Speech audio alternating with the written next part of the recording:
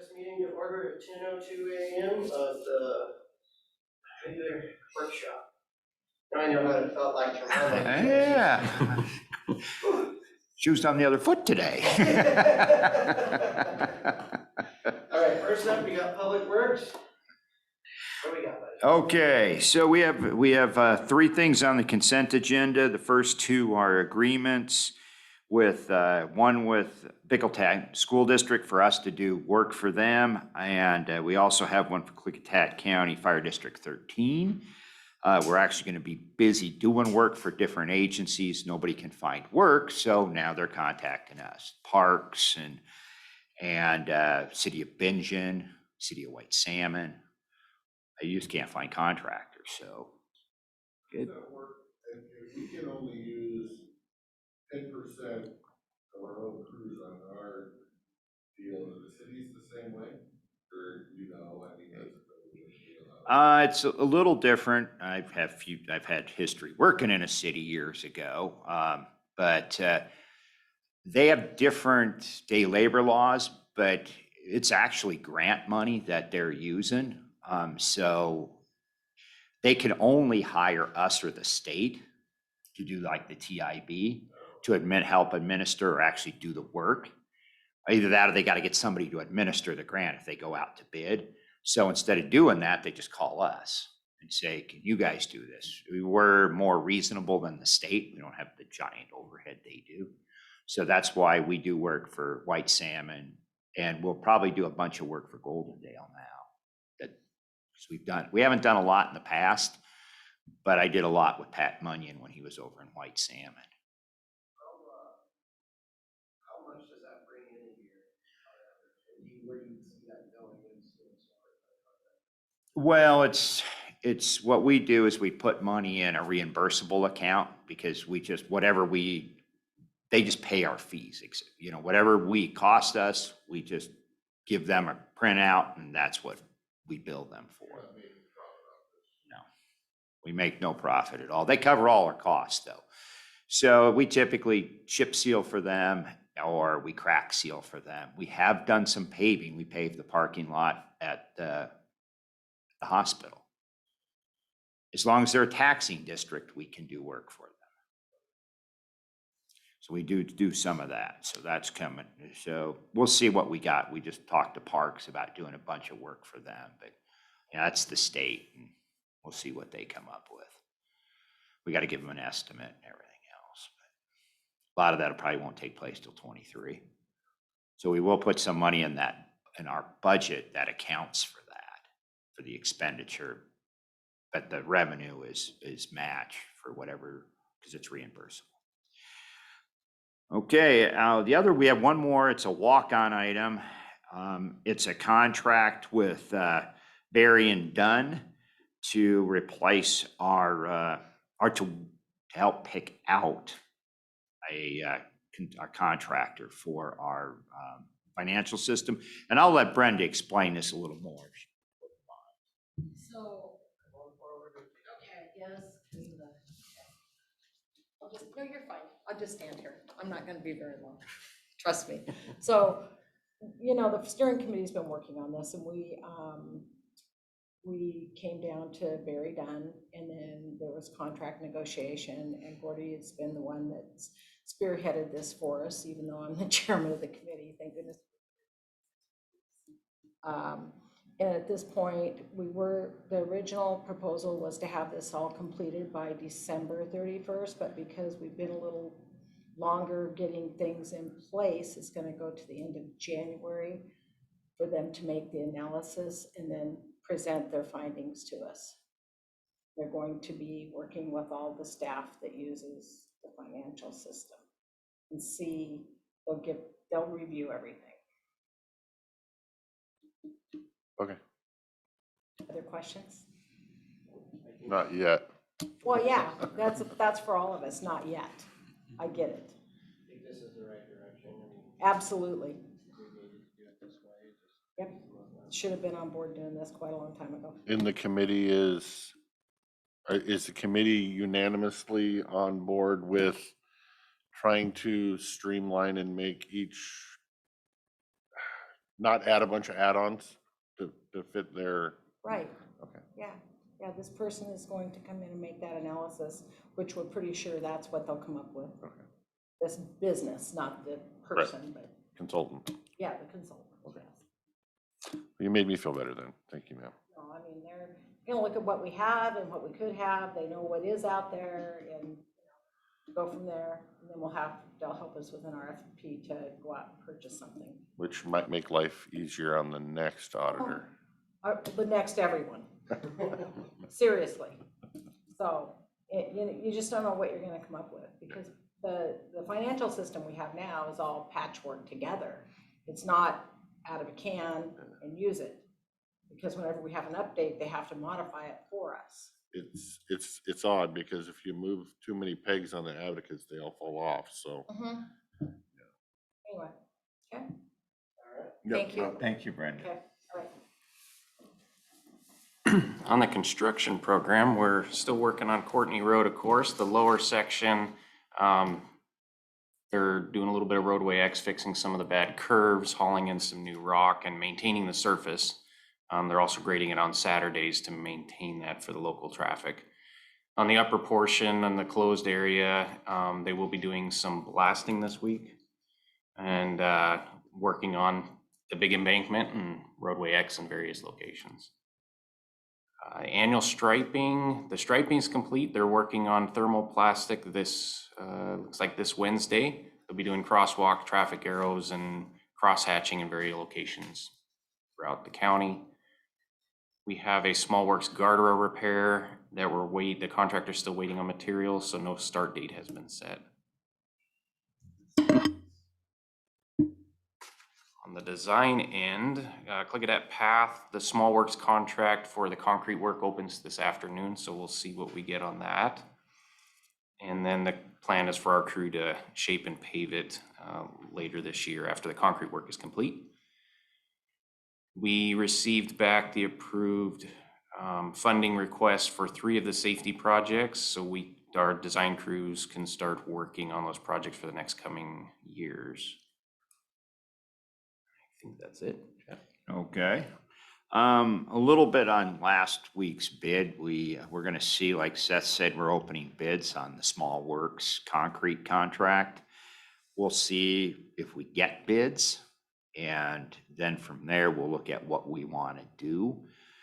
We'll put our heads together. The problem with the parking, if we have to kick some of them off, the biggest problem with the parking lot thing is we can do just about all of it, except for we don't have a curb machine, nor do we have slip forms. That's the 2 ways you would do to put in the concrete curb in the city street. Anything else, and you'll end up with a snake-looking thing. We don't want that because everybody looks at that and goes, who did this? So that's the biggest dilemma with us bringing in the crews to do it, is our crews don't have the ability to pour the curb. So we're hoping that we get some bids for the small works contract this afternoon, because we can be a little more aggressive on small works than we can be on like that contract. We can actually call people and say, hey, look at this. And I think you guys have, but I don't know if we're going to get anything. I know the big guys that typically do it have all said no. They don't have the ability. Either they're busy or they don't have enough workers to take on any more work. How does that work for, say, our parking lots? Could we not go out to bid for somebody to, let's call it, pour the sidewalks in the road edge, and then we'll do the parking lots? That's exactly what we're thinking. We want to see what we're going to get, because that's what we did in Klickitat. So we're hoping we get some bids for that. And if we do, then we'll actually talk to whoever the low bidder is and say, hey, what would you think about doing this? Because the typical people that we use or have used in the past, they're not available. They're just not. It's just incredible. You just cannot find people. Yeah, we've reached out yesterday. We contacted a lot more people in the Portland area, Tri-Cities, Yakima, trying to find someone who'd be available to bid on the project. So we'll see what we turn up, but They'll all be available in a year. Yeah, that's pretty much probably what they've all said. If you can do it in the spring, we'll be available, but I say we missed the the opportunity by a year. Yeah, there should be a bit, again, it just depends. A lot of it, they just can't get workers. That's what we're hearing. They just don't have enough workers, but. On a good note, though, we're, as far as, because we're using our people, at the SADIS, that the road is about 90% to 95% complete. Our crew should be done after today for the time being, up there. And then they'll come back and they got to do some extra work where we kind of tore up the road, but we're going to do that on the way back out. We gotta, once PUD puts in the line, we've got to bury the line, and all the trenches have been dug. We actually poured the footings for the building yesterday. We're gonna pour the stem walls this Friday, and they're gonna put in the propane lines this week. And so we will, at that time, next week sometime, I'll get our crews back in. They'll fill in so we can pour the floor on the building. They got to put the rock in and backfill everything, and then they'll compact or fix some of the road that we tore up on the way in, and we'll be done as far as the civil work. And that's just a matter of building the building and getting the tower squared away and get that going. So East Side crews are doing that. They're also prepping for BST on Old Mountain this week. Patching Horseshoe Bend and Hochter Road. As of right now, tentative schedule for chip sealing on Old Mountain it's either Tuesday, Wednesday, or Wednesday, Thursday. It just depends on what goes on. West Side crews are repairing damaged guardrail on Snowden, patching in the town of Klickitat, Canyon and Snowden roads, and removing a large tree today over on Tidyman Road. Upcoming are the facility stuff, the new building. We're still working on punch lists. Blinds are complete. We're still waiting to hear back on the HVAC. There's quite a bit of painting, a lot of odds and ends that they still have to do. HVAC, this has been a really hectic week for us. Started on Friday and we're still haggling through it. I don't know if you've heard, the unit in the jail went down. It was very warm in the jail. We called in the contractor, and the contractor that installed it, that's not, they don't typically do service calls, but we said, look, we've given you guys a lot of money, you need to come out and check. They said it was the breaker panel. Now that we have calmer heads on Monday, that ends up, no, I don't think it is the breaker panel. It appears it is condenser number 4. And the way the units work is, like the one that works here has 10 condensers, 10 fans, and they don't work at the same time, and they rotate. And what was happening, the jail functions the same way. And when the condenser, or when it got to that unit, that part of that unit, it drew too much juice and popped the breaker. So it's working now. We just bypassed the unit. Long term, you don't want to do that, but it will function in that mode because it doesn't need all of the condensers to work. You should have them because you wear the unit out a lot quicker, but they're bringing an actual service rep in tomorrow morning. And this is under warranty still, right?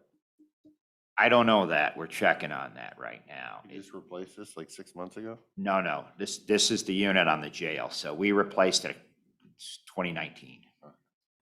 So we may be past the warranty. So we'll find out. And then we've had some other things in the jail, some plumbing blockages, and a blockage up at the fairgrounds, sewer blockage up at the fairgrounds. And the refrigerator is down at the jail too. It's like everything kind of hit at once.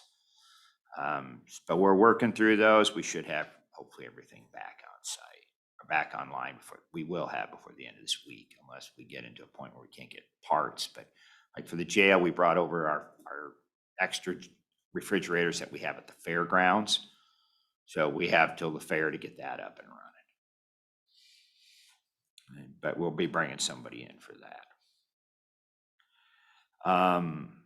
August, our August events, we have a wedding this weekend up at the fairgrounds, a back-to-school bash on the county lawn, and then we're preparing for the fair. Bible camp get all cleaned up? Did they do a good job? Bible camp did a good job. It was glad to see them. They're happy to be back. We're happy to have them back. I guess they had a good event, even though it was really warm. And I was told they asked the kids asked, what do we do? It's so hot. What do cowboys do when it's so hot like this? Cowboy up. And they told them, well, we start early in the morning at 5. And so they asked if they could start at the morning at 5. And they were, the guy doing it said, well, it's easy to say I want to start at 5 at night. But when it comes 5 in the morning, you may not want to start at 5. But he said he was surprised all the kids were there. Oh, all right. So it was a good event. It's a good event for the people and for the kids. And I guess it was very well attended. Yes, it was. I heard that grandstands were full. Yeah, it was, you'd almost think the rodeo was going on. There were so many people there. I heard that. I have a couple questions. Okay. First question may not pertain to you, but you may know the answer. Who would be the people to call to remove a dead deer carcass off the side of the road? That would be us. Oh, okay, sorry. It's okay. Where is it at? I just hit it, but, Horseshoe Bend, Okay. what is that, Mustang? Bottom of that ravine, just past Mustang, I guess, Okay. south side of the road. Follow the turkey vultures. Okay. And then the other thing I'm bringing to the board, for a potential ask is our Dallasport wastewater facility, needs upgrades, or at least basic must-do, not, depending on development, but must-do. Mm-hmm. Mm-hmm. Which, as far as I'm concerned, that qualifies for landfill gas funds as well. So I would like to see, I'm not gonna be here next week, Okay. but I would like to see something put together from Public Works for an ask on those small must-do projects, Okay. that we can add to our, want list for landfill gas fund when he has that meeting here in 2 weeks. Okay. I'll bring you a list when you're back. Not next Well, as I week. said, so that we can talk about it on the 16th, and then the Right. board can decide whether they want to submit that on the deal. I'll bring you a list with dates of when we project it, and then you guys can make the decision on, what you want to take. Because some of it, there's a bunch of it that, or not a bunch, but there's a certain amount of projects that are up. Their lifespan is over, 20 years, that's the end of life. But it doesn't necessarily have to be replaced at this time. And I'll give you what are the more important ones, and then you guys can just decide how far you want to go down the list, if that works for you. Yeah, that works for me. So you're just gonna go off of what you have in here and the notes? Yeah, I'll go off that, reread that, make sure I'm on the right page. So I guess I want to make sure we don't have the meeting where we discuss the projects for that until this board has the opportunity to potentially, if it so chooses, to put another project on that. We've got that meeting scheduled. It was tentatively, but apparently that's changing.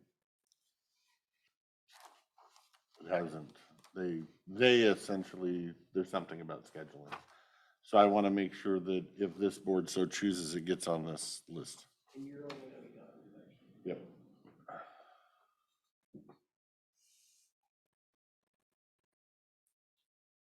And you guys, if you want next week, So as long as we make that decision on the 16th, we can go forward.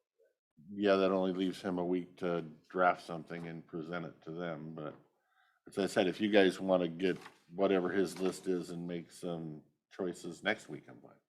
I'm not here. Process is an application that he would submit. Right, so if you want to bring it to them next week, they Okay. can so choose to do whatever they want to do. And then we can kind of go from there. I just think there's some potential for something on this, so it doesn't come out of general fund dollars. Okay, I'll do that. I can prepare it for next week. Do you want anything for the August 16th meeting?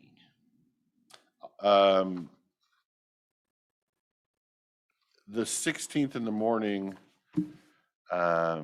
it would be nice if you guys, like, if we start at 9:30, I think there's some meeting stuff for you and Dave, but I think 9:30.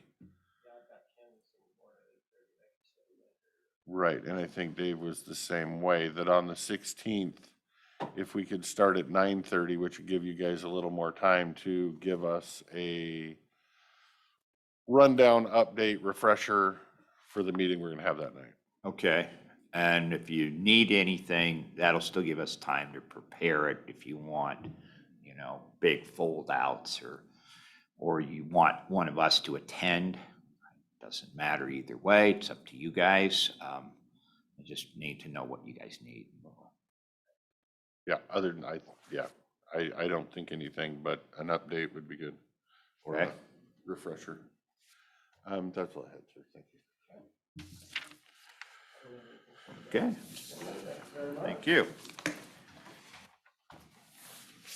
Next up, we have Economic Development Director and Natural Resources Director, Dave. And staff is online. Staff coming in? That's where I'm at. They're all out front with picket signs.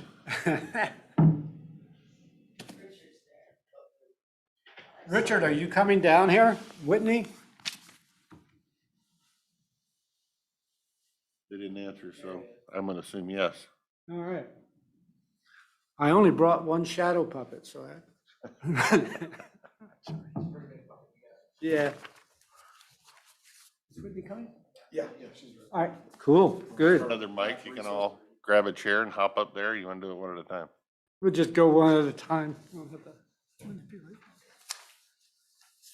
We'll just start out with Whitney, seeing as she's already started. All right, Good morning. good morning. You want to just roll? Oh, sure.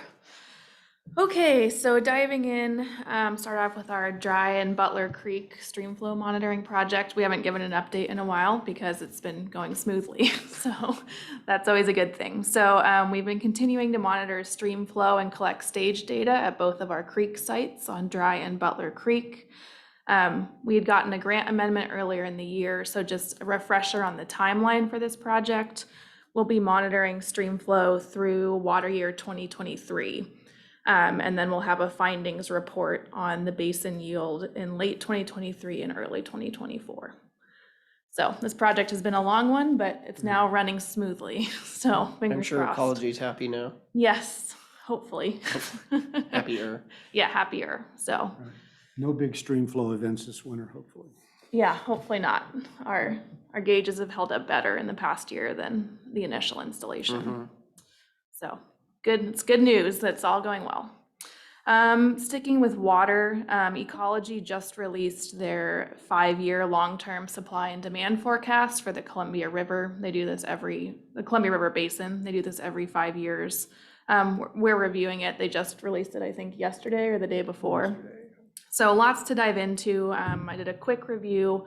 And the big picture is that for our Cascade and snowpack basins, we're going to see a shift to earlier stream flow timing. So we're going to have less snow, more rain. So that means that our water supply will come earlier in the year. So that sometimes mismatches for when the demand is highest for that water. So that's the big picture, but I'll do a more thorough review and give some bullet point items in a future update. Anything you want to add on that? You probably haven't had time to No. dive into it yet.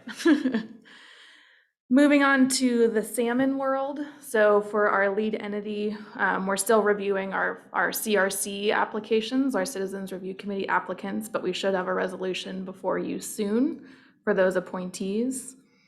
The Recreation and Conservation Office is considering increasing their budget request for the lead entity capacity grant. So that is the grant that we receive on an annual basis to run the lead entity program. We've been at a stagnant amount for quite some time. So they're looking at anywhere from a 45 to 127% increase in the funding available. So based on what we get now, that could be an increase of anywhere from $27,000 to $76,000 for our lead entity program for our time. So And that's just coming off of, let's call it administrative out of that grant? the entire grant is for our staff. for So It's a administrative. capacity, it's so that we can run the program. Right, so it's not project specific. Right. yeah. So is that gonna be a new ask from us? How does that, where do they get that money from? I mean, All comes from the state. Comes from the state. There is no local match requirement for those dollars.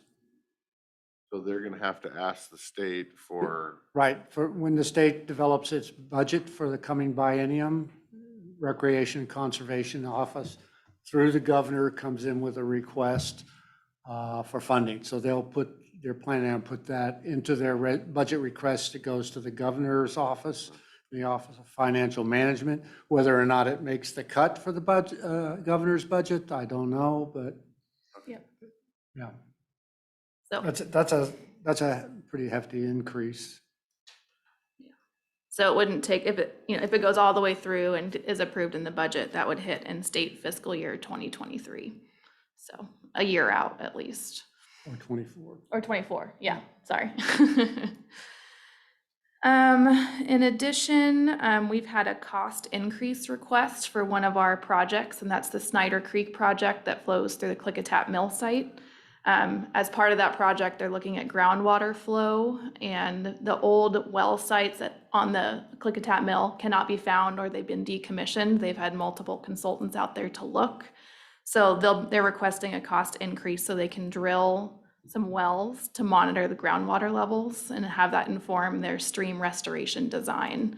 So as part of that request, they'll be looking to drill potentially up to 2 wells on the Klickitat mill site, specifically on the county portion. So just wanted to float that as a possibility in the future if you guys have any thoughts or feedback on it. Right, there's one other well they're planning on. It would be on one of the upstream landowners. And right now, the big question is whether or not the project that they're planning will de-water the stream. Basically, how deep is the groundwater? If they take it out of that flume, will that unconfined water just get lost amongst the rocks? and this is for the, Stream that goes through the Klickitat mill right, but site. what project are they looking at? What project are we talking about that they're looking at? Is this the Yakima Nation project that's going in over there? The Regional Fishery Enhancement Group is the primary sponsor. They're working in cooperation with the Yakima Nation Fisheries. I believe they may be coming to the table with some BPA dollars. I think so, yeah. So How far away from the stream are they planning to, drill these wells? hasn't been decided yet. Both Interfluve and Aspect are the sub-consultants on it. But they weren't able to obtain basically any data from the prior wells. They did a public records request through Ecology for the data and only got 1 month's worth of groundwater data. So I don't know. At this point, I think they haven't gotten into that detail, but the consultants have recommended that they drill 3 wells kind of longitudinally through the site. Did we have any county liability concerns on drilling holes in that site and what they might find if they drill a hole? You know, right now, we've got a clean bill of health, but if they find contamination, then that's a problem we'll have to deal with. Yeah, I would. It's So- not impossible, but I think right now there's a high level of confidence that the site's, fairly clean, is clean. So are they thinking that that lower section is different rock or different substrate than, because when the first project went in, when we put, back in early 2000, and we took a section of that and, put it back to more of a natural state, and we walked up through there, I mean, it's not dewatering, the stream through there. It looks really good and it's, ponded and. If they're looking at, and I haven't talked to the project sponsors exactly, so I'm speculating right now. If they're down on the county's project, they're down where it, there may be a, much more gravel and a bigger alluvial fan, broader fan, so trying to calculate that. Yeah, it's both wider and the substrate is larger, I think, than they anticipated. So the contractor's opinion was that the groundwater actually is deeper than they thought, based on the initial data they got from that ecology well, and just based on the substrate that they're seeing. I think it's deeper than anticipated. And so they really want to make sure that if they're going to do a project there and take water out of the flume, right now Snyder Creek is perennial, flows year round, and they don't want to dewater that channel. Yeah. I don't know, I guess I just kind of have a worry that they're gonna find something, see something, tell us we need to do something. Well, at this juncture, the county's still protected in that we acquired trust of that property through a tax foreclosure. And so it's not, we're not a potentially liable party for that. But, if there's a, if they discover a problem, again,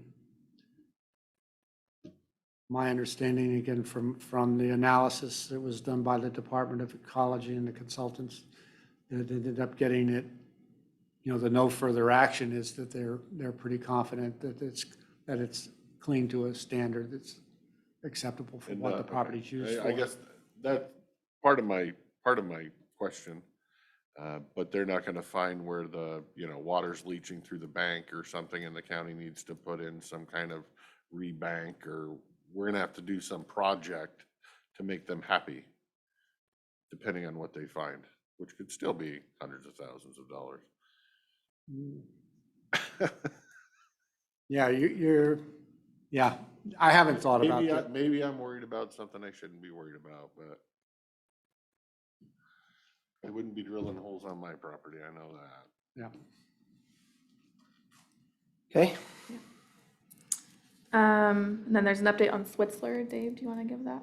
Right, last month we did a site visit, Department of Ecology, and our consultant, we met with the landowners. There are 2 new landowners that together comprise the vast majority of the reservoir site.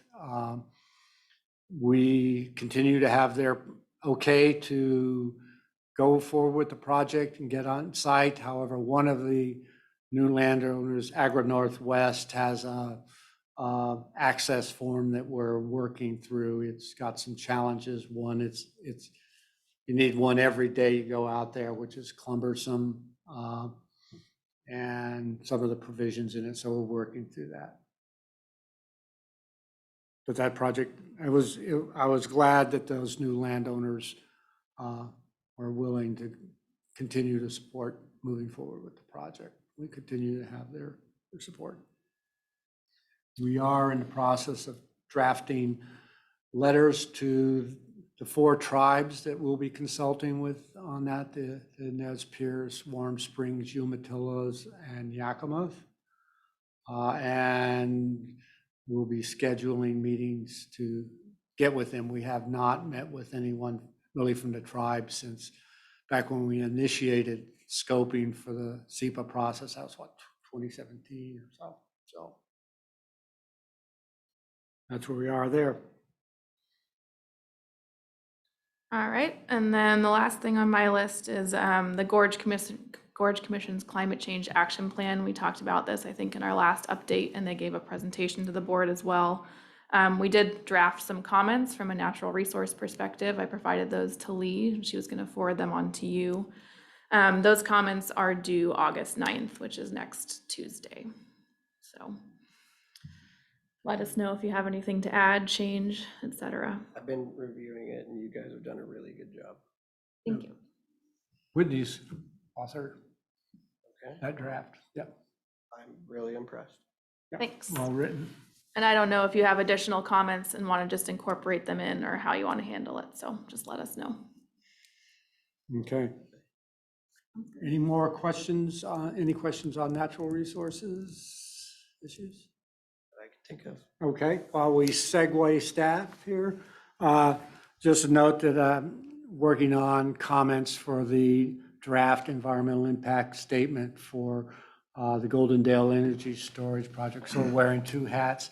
Whitney's taken a look at that relative to some of the environmental impacts or environmental information in that, and we'll be getting with her input on the comments I'm drafting. The EDA board wants to send a letter of support, so I'll be putting that together as well. Those comments are due on the 9th. Okay. All right, so Sorry. to begin with, the federal EDA grant that we have that's going on right now, we had some issues with the cultural resources, and we end up having to go with another person. So in that regard, he's already done the work. There's 0 findings out there. He's doing the paperwork and he should be filing it this week. Either way, we have a 15-day waiting period once those documents get up to DAHP. And then from there, we should be able to move forward. I've already spoken with the federal EDA and they have come back and said, once that's all good, they want to issue us the award letter no later than late September. And then from there, it's going to be off to the races with that project. For the Port of Klickitat, we recently met with the director out there. And so what the purpose of the meetings that I had with them is we had kind of a couple sessions on just strategy and what they envision moving forward within the Bingen Point area as well as the Dallasport Industrial Park. And we're looking at just kind of ways where we can partner for the benefit of the whole county and how we can move together. So it's pretty much the same thing with Goldendale. I've met consistently with the new city mayor or the city manager, administrator, Pat Munyon, on some different development opportunities within Goldendale and the industrial park here. They did an incubator space in 2012, and it basically came back that it wasn't feasible. And we're going to revisit that. We believe that, due to some interest that's coming into Goldendale, that it might be an opportunity that we can utilize. With the incubator space, some ideas that have come up would be half of the space would be for a lease for a tenant, kind of a bird in hand type of deal with any sort of business recruitment opportunity or somebody local. And then the other half could be utilized as an incubator space. So there's a lot of different things that are out there. Step one would be a feasibility analysis on that to see what kind of interest that we could garner. But that's something that Pat is very open to, as well as the city mayor. And so that's something that we're looking at. What we could utilize that study for would be going for another federal EDA grant loan combination or grant combination for the city. So that's what we're looking at, as well as what we could utilize as far as business recruitment opportunities out there in the industrial park, and seeing what might be able to fit down there within that acreage for business. And then we have the Klickitat Mill site. I've met with a couple of the members of the community council down there, as well as the adjacent landowner. They're eager that we're still moving forward on it. And from my understanding, for the natural resources portion, they had pushed back the design phase.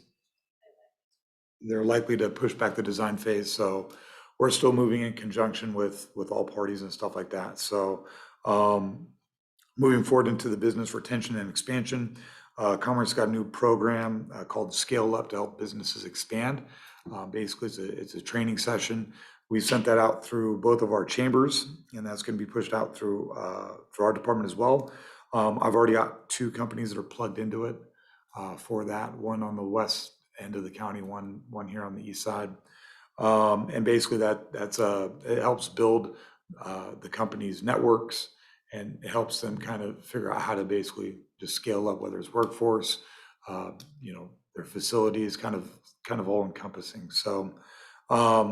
And then that cohort is going to begin August 24th. And that's a 9-week training session. Working Washington 5, the Department of Commerce is coming out with that. That's $70 million. 60% of that is dedicated to nonprofits and businesses in the arts, heritage, and science sectors, and then 40% will be going to small businesses and nonprofits in most other sectors. We've also pushed that through our chambers, and we've already got, well, since I sent that out, we sent that out to our business list of 283 businesses, and I got some word back that one business down in Lisle has gone out of business since our last Working Washington efforts. And then we've gotten some requests from 2 other businesses to help them out personally on trying to figure out how to work that from the, getting their UBIs and putting everything together online. So help make them more competitive. For workforce development, we have recently, and I've mentioned this previously, we're wrapping up the 10 new hires and the 15 employees trained, so 25 employees altogether for our aerospace company down there on the west end. And that was through the Job Skills Program with Clark College. And then that's going to lead into some workforce development trends that we've seen. So with the Workforce Development Council, the South Central Workforce Development Council, Washington State is one of the only states that does not fund our workforce development projects or our workforce development efforts, our council. And so the South Central Workforce Development Council has received a 40% reduction in their federal WIOA funding. So that's the Washington Innovation Opportunity Act that was passed in 2014 under Obama. And so basically there's, all the councils here in the state, they're going to be seeking some funding through the state. And so they're going to be requesting $50 million per year over the next biennium to increase employer engagement, industry sector partnerships, apprenticeships, and pre-apprenticeships. And so if that's approved, we're going to be looking at trying to implement some of the apprenticeship programs again here in the county, trying to see what that might look like. And then so If I for, could jump in, Yeah. just real quickly, the workforce training's been something that's been very valuable for our employers over the last several years, particularly with some of the programs that Richard has put together. This lack of funding is an issue. As Richard indicated, we're going to try to go to the legislature this coming session to get some funding for that program. Washington Economic Development Association, which we're a member of, is looking at championing that budget ask. So as we get closer, I'll be talking to you about that and lobbying in support of that funding. in the past 5 years, to put some numbers on the workforce development training that we've been able to utilize with the South Central Workforce Development Council with all the different programs that are out there. Some rough numbers is we're just shy of 500 employees that we've been able to assist either with new hires or getting them retrained. So that's, I guess, not insignificant over the past 5 years. So, and so the Workforce Development Council does some really great work. For business startups, childcare in the past couple weeks, we've got a couple additional people looking at starting up a childcare operation. One resides out of Glenwood, and she works here locally in Goldendale. And so we're looking at assisting her, as well as one down in Dallasport. For business recruitment, I'm currently working on a workforce development project. And moving forward, I think it might, I think our workforce development pitch for business recruitment might be part of the story that we tell. And then it should be noted that we were looking at putting in a couple of local sites here locally. And so some of the obstacles that we incurred with that has got us thinking about getting some of our sites certified shovel ready. So Washington State just recently passed a shovel ready certificate. And most other states like Dallas or like Texas and North Carolina, they utilize it for business recruitment opportunities for marketing. And basically what that shows all the companies out there is that everything on that site is verified. So all the utilities, the water, the wastewater, the power and everything. Currently in Washington State, when it comes to businesses looking to expand, there isn't a single site or a single certificate that we look at as far as what those sites can offer, if that makes sense. So even with our, just within the state, you look at different districts, and you really have to dig down deep on what specifically those sites have as far as capabilities. So even though you might have 2 10-acre lots, not everything's created equal, and trying to do due diligence on that can be pretty difficult. So this would help us streamline a lot of our efforts in that regard. So that's something that we're gonna be looking at. And it's a marketing tool in essence, right? Right. I mean, marketing that's tool. really what it is. It's so that anybody walks in and you say it's shovel ready and it means Yeah. shovel ready, Right, not. you've Yeah. gone in and done a level 1 environmental assessment, so there's some Yeah. things that they're not gonna have an issue there. They can get their financing to do the project. You've taken a look at cultural resources and made sure there's no fatal flaws, or there's not gonna be an issue there. Is the site ready to roll? Have we talked to the ports about this? Yes. And they're 100% on board? Yes, so that was part of the discussion that I had with the port, was basically how can we partner up to help, to basically help things move along, and how can we help, you know, basically as a good partner. And so they've got some issues, and so it's gonna be like everything when it comes to development, there's gonna be a lot of, you know, I mean, it's gonna be a trudge, so to speak, because you're basically taking, when you get things certified, it is a marketing tool, but you're taking a lot of the due diligence part that a private sector person would do, or a private sector company would do, and you're putting it on our end to make sure that that site is in fact ready to go. And so the sites that we're looking at is going to be our industrial sites here in Goldendale and down there at the port. So they're you know, taxing jurisdiction sites that we're utilizing. So. Okay. And then community development project funds. We've connected with the Cemetery District Number 1 out of Snowden. They're going to be meeting on August 10th. They're likely to accept the suggestion by Casey Pita for the 2-to-1 suggestion for the funding. So they're going to put up $5,000 of their own funding to request $10,000 out of our community development project funds. So, and they were able to increase their donations from $530 to $880. So for their fundraising for that project. Like they brought an extra 300 in, so they'll have to come up with like 4,200 from their reserves. Yeah, 4,200 from the reserves. Yeah. Yep. Okay. And then outside of that, we've continued to remain engaged with the Klickitat County Child Care Committee. REDS, or MCED Economic Resiliency Team meetings that we're still doing, that were in relation to the pandemic, as well as MCED's housing efforts, the Washington Economic Development Administration, USDA, as well as CURB. So I reached out to a couple of their new employees as well for CURB. And then for potential future grant opportunities, it was brought up with the city of Goldendale over this last month, a placemaking grant with the USDA.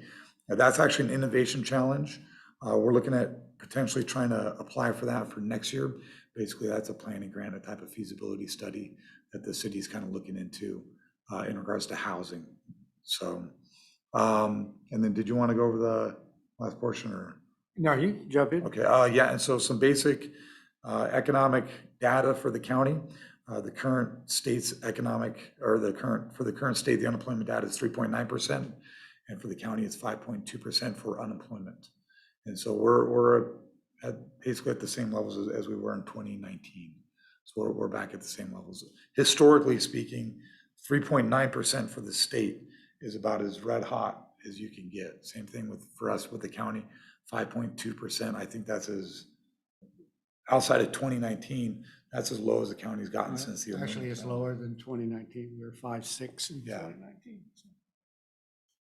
But I would say over a 30-year time period, that's about as low as we're going to get. The labor force is about 1,000 lighter than it was in 2019 now.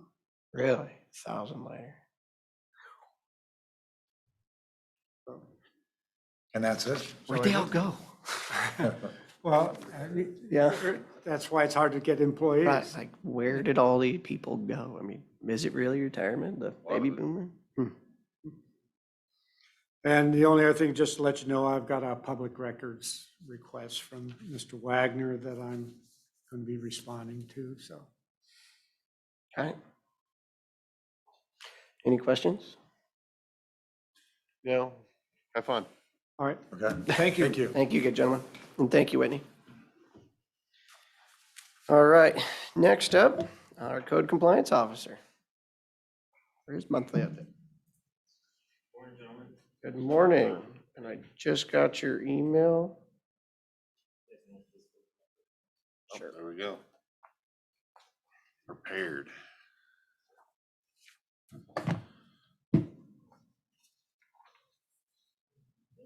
Yeah, please, yeah. Yeah. I was gonna say, it's I his bring first up- update, it might make him a little less nervous. Alrighty, well, jumping right into it, this will be my first update for the commissioners since our former code compliance officer resigned. I want to thank the commissioners for the opportunity. I look forward to working for the people of Klickitat County. My official start date was the 6/13 of 22. Since then, I focused on understanding my caseload. For the first couple of weeks, I revised my caseload to understand the nature of complaints and devised an approach for every case. In doing so, I was able to close approximately 10 cases. Most of these cases were closed due to administrative errors. Some cases were complete but never closed out. Some reached statute of limitations, other lacked essential paperwork to initiate a complaint. As of this date, I have 26 open cases. I've attached a list displaying all my active cases. 14 of those are code compliance violations and 11 are nuisance complaints. 2 of those cases are led by the health department due to on-site sewage. Avery from the health department was able to aid me in 2 site visits, and 1 resulted in a case being closed due to the parcel owner's compliance. Slow progress has been made on the following cases. North Lake, the property owner removed 8 cars since we started speaking. How many are left? I was gonna ask the same question. Quite a bit, quite a bit, yeah. Ballpark number off the top of your head? 20. Yeah, But he's working on it. yeah, he's working on Progress it. is good. So since I started, he's removed 8 cars, and he works out of the state, so he comes and works on the property every so often.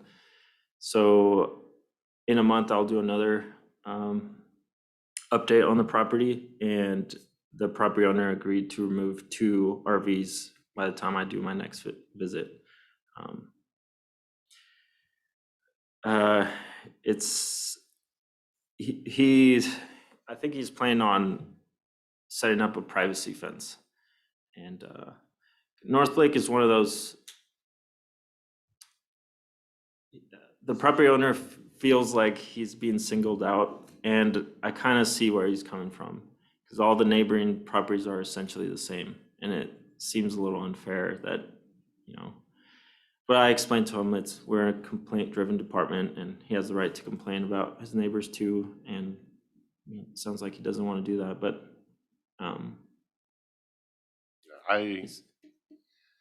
We've heard that before, and I feel for the guy. But, in the same regard, we have code and we have, the process, so. also, in regards to this case, I did change it from a code violation to a nuisance complaint, because Lem had opened it based on the fact that he had an LLC and he was using that to either scrap cars or bring cars into his property. Since then, he closed out his business. So I decided to kind of approach it differently, so. So is he still scrapping cars there? No, Well, Slowly moving them out. as a business, no. He's not, he's slowly, he had a business in which he focused on like older Fords. And so a lot of the cars that were on the property were just F-150s and along those lines. And he was essentially, from my understanding, taking parts off and then selling them on the internet. Since then, he's not doing that anymore. So cars or RVs are leaving and new ones aren't showing up. No, from my understanding, no. Okay, as long as we're making progress in the right direction. Yep. Slow, that, It'll be slow for a lot of people. They can Yeah, only do what they can do. But essentially- as long as there's As long as nothing new's consistent coming in. process or progress. essentially that's what I relayed to him is it's especially when you have this big of a problem, right? I think it's unrealistic to ask them to just clean it up within a week or a month. Show us progress and we'll be okay. Station Way, they're working on erecting a privacy fence. When I started, I drove. Station Way. It's off Woodland and Indian. Okay, yeah, Yeah. no, yeah. I know where it is now. So when I started, I didn't document the current status of the property because I was still kind of unsure of what I could and couldn't do. So I went and visited the property, and I believe they were working on the fence, and then I went and did an update on the property not too long ago, and they had made pretty good progress. They're just putting up a chain link fence, and then they're adding like a privacy barrier. Slate Street, other than commonly known as the Lyle Market. I spoke with the complainant and the market owner, and we essentially agreed on a compromise from both ends. It depends on really on who you ask in Lyle. Some people really like the lights. Some people absolutely hate them. Essentially, all I'm pursuing from talking with the complainant and the market owner is the 4 LED lights that are shining onto the apartment complex across the street, which is, I mean, it's pretty harsh. And it sounds like from the complainant that would be good enough for her or them to, close the case. So this is the store that keeps getting broken into in Lyle? Allow Merck. It's the Lyle Merc. Yeah. Yeah, because the Lyle Merc, keeps getting broken into and they steal, and so. I spoke with the market owner, and that was part of her complaints. And I reiterated to her that essentially I wasn't asking for her to just completely shut the lights off. If we could, what we essentially came up with a resolution was if she could install shrouds on the lights so that it could redirect the light so it's more on the street and not, right now it's a flood light or a flood style light. So it just, it pollutes light. Still get lighting and. Hey, if you found a resolution and both sides are able, I think you did success. Good job. Yeah. So, she had last time I spoke with her, she had a contractor on the way. Jennings Road, Jennings Road, she reinstated her conditional use permit. She had withdrawn it sometime with the beginning of this year. Honestly, I think it was just because of COVID. A lot of things were put on standstill. I reached out to the property owner and just remind her that we have a case open and she needs a submit a CUP, and she responded pretty quickly. So I think it'll go well once the ball starts rolling. And you're saying an application, not there isn't a conditional use permit, or an application for one, right? Yes, it's an application for one, yeah. Okay, I just wanted to be clear what you were saying. The following cases, I am asking the board for direction. So 6th Ave in Dallasport, this case was opened in 2014. Since the opening of the case, little to no progress has been made on the property. Abatement was started in 2019, but failed as BOCC directed not to pursue due to escalating costs associated with the cleanup. This case has remained stagnant since. My request would be to close the case due to statute of limitations and failed abatement. Have you been getting more complaints? Is it getting No. worse? It's essentially, it's exactly the same from when, Changed at all. Where's it at on 6th Street? it's in Dallasport. Right, I'm looking at the I'm trying to map. figure out the cross street of Sixth. Yes. Yeah, Yeah, kind of across from like a big pasture and orchard area. you found it? No, I'm asking you. It's on 6th Ave, right? Or is it 6th Street?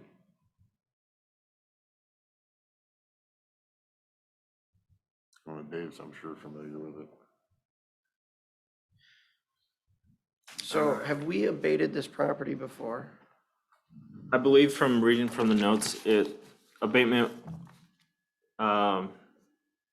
was started and then the cost, So we went out Wasn't for worth it. bid and the cost came back I don't really think that high. one was previously abated. Okay, I don't think it was previously abated either. I think they were thinking about doing it. It's several blocks from the ones that have been.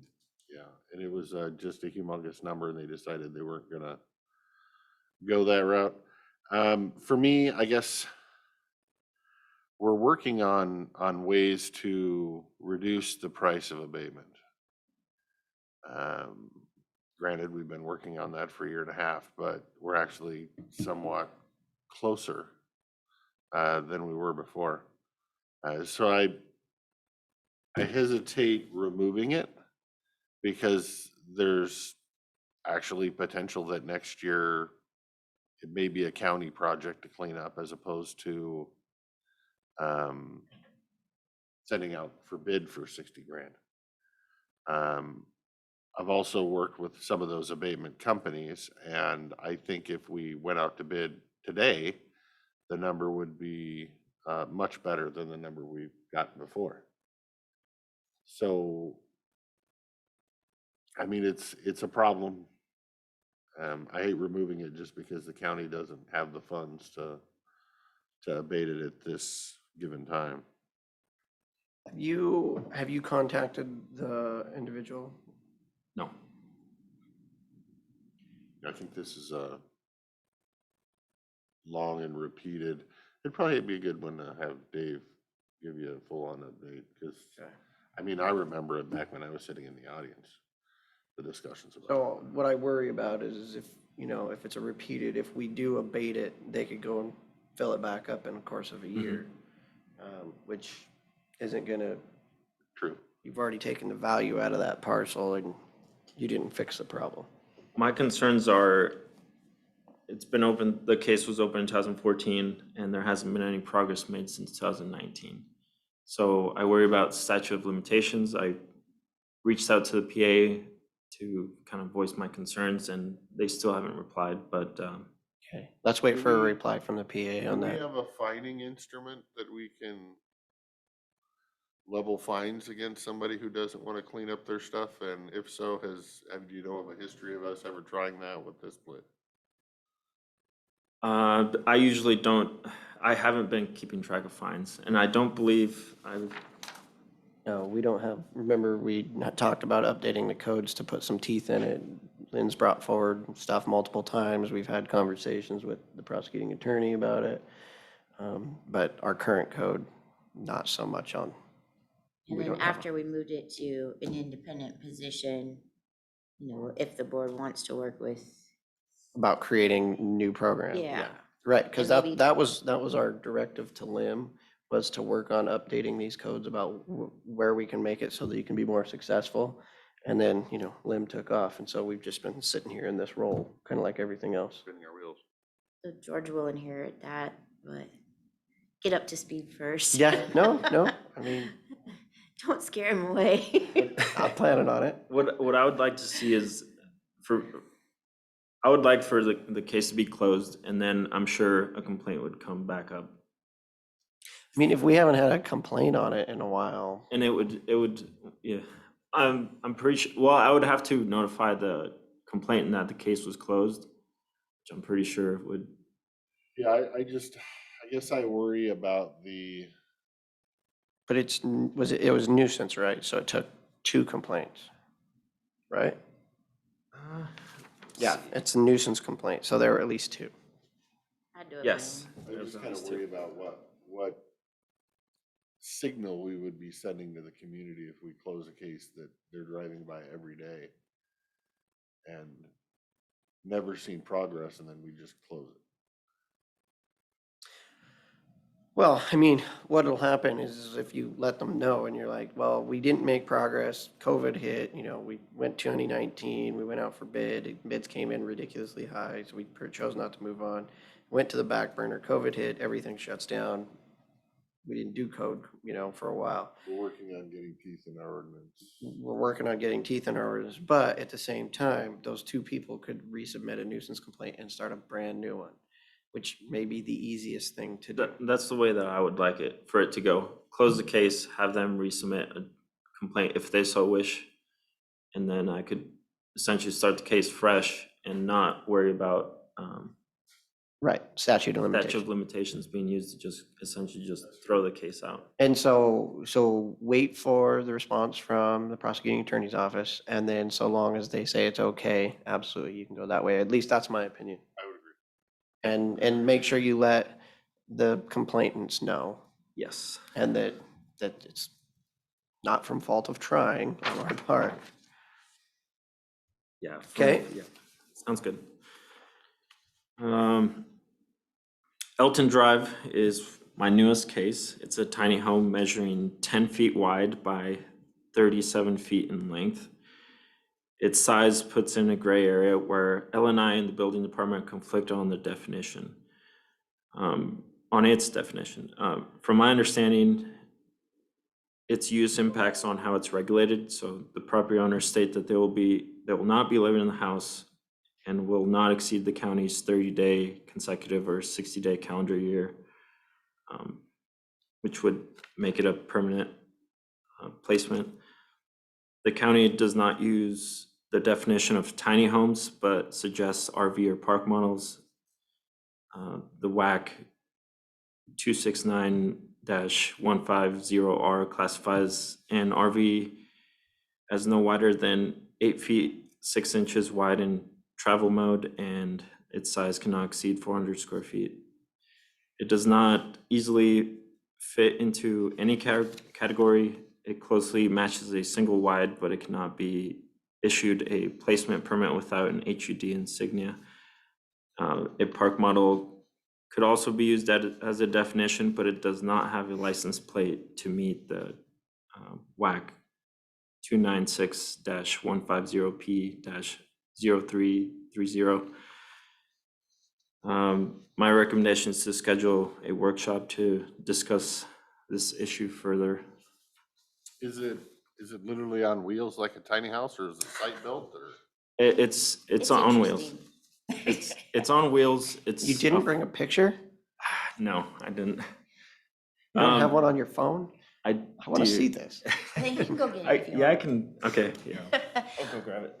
Really? You're gonna make him walk all the way to the phone? I wasn't gonna make him walk all the way upstairs. Okay. It's, yeah, he and I have sat for several days going back and forth, and it being 10 feet wide doesn't really classify as an RV. It doesn't have a license plate, doesn't have stickers. They had to get a moving permit to put it there, so it doesn't just easily travel down the road.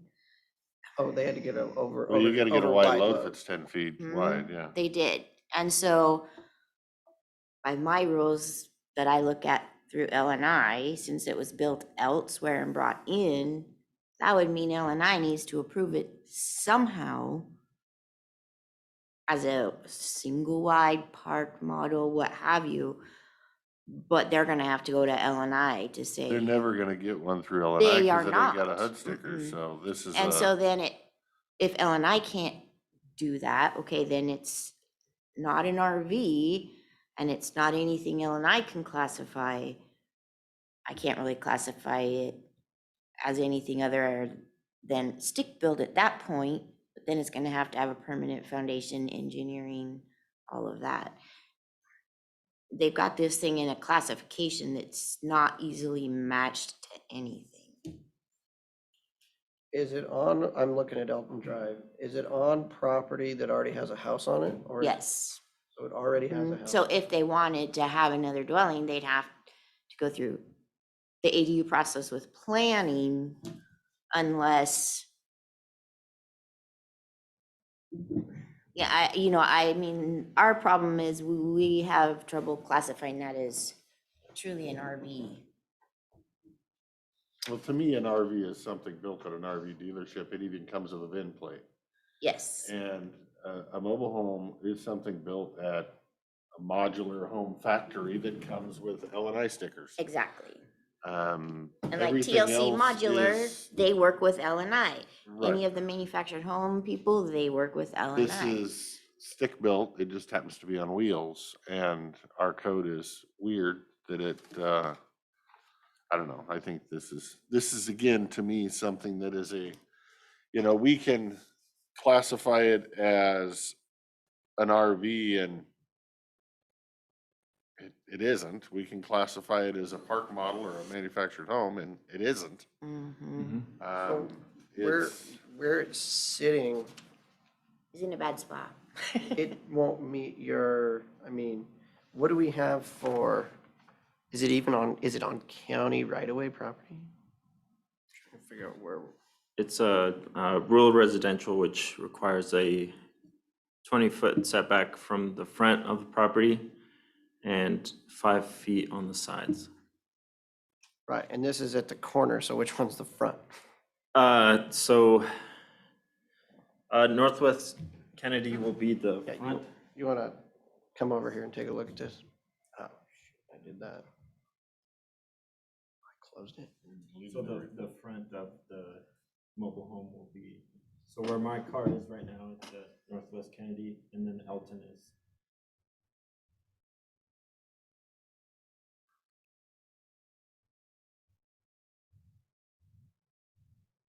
So it's on this one or this one? So there's a It's not in house and a city building. limits. No, it's in county. Right, and so if I'm looking, if these numbers are, like, if you look at this, where this is at, if, I know our lines aren't always, and we don't have a whole lot of right of way there. Well, maybe we do. Is that Either 40? way, I can't imagine it fits a setback from road. That's what I was saying, because this is showing that it's a 60-foot, right of way. And the house faces Elton.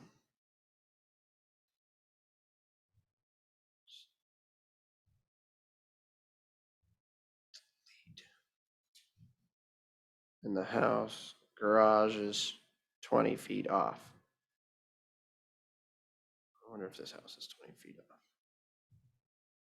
Because it's 20-foot setback, right? Yes. On the front and rear, right?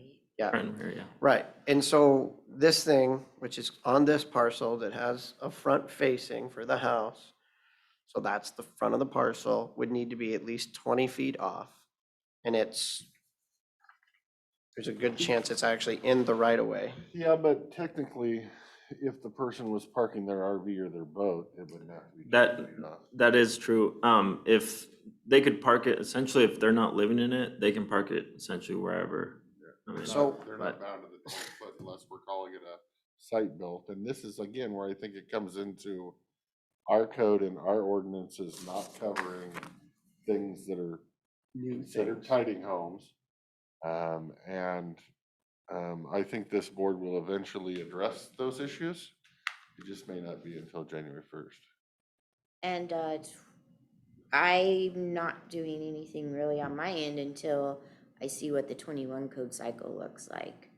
because I keep hearing that the state's going to address them in some fashion. Tiny homes? The only thing they've done so far is if it's on wheels, it's, Yeah, they've designated. they one haven't as a done much tiny else home, with it yet. And They've we've legalized them, but they haven't done anything. tried to code-wise. work on this. Yeah, so. But I mean, this thing likely still won't fit into that because it's 10 foot wide. Exactly. So when George came to me, I was like, I can't easily say, oh, yep, that's an RV, or that's this, or that's that. If it's an RV, to legally be an RV, they're gonna have to have a plate and a tag on it, which it doesn't have. So I mean, it's like this really weird, So what's their plan? Did you, I mean, you talked to the people, what do they have, what's it, there's $100,000. yeah. If it was me, I'd open my own business as a RV builder. And I would file for a tag, and I only ever made one of them, and I would stamp that sucker right on the side of it, and it'd be an RV if it was mine, but. But an But RV that's can't be gonna 10 be foot where wide. they're gonna have to work with L&I, cause I mean, Right. yeah.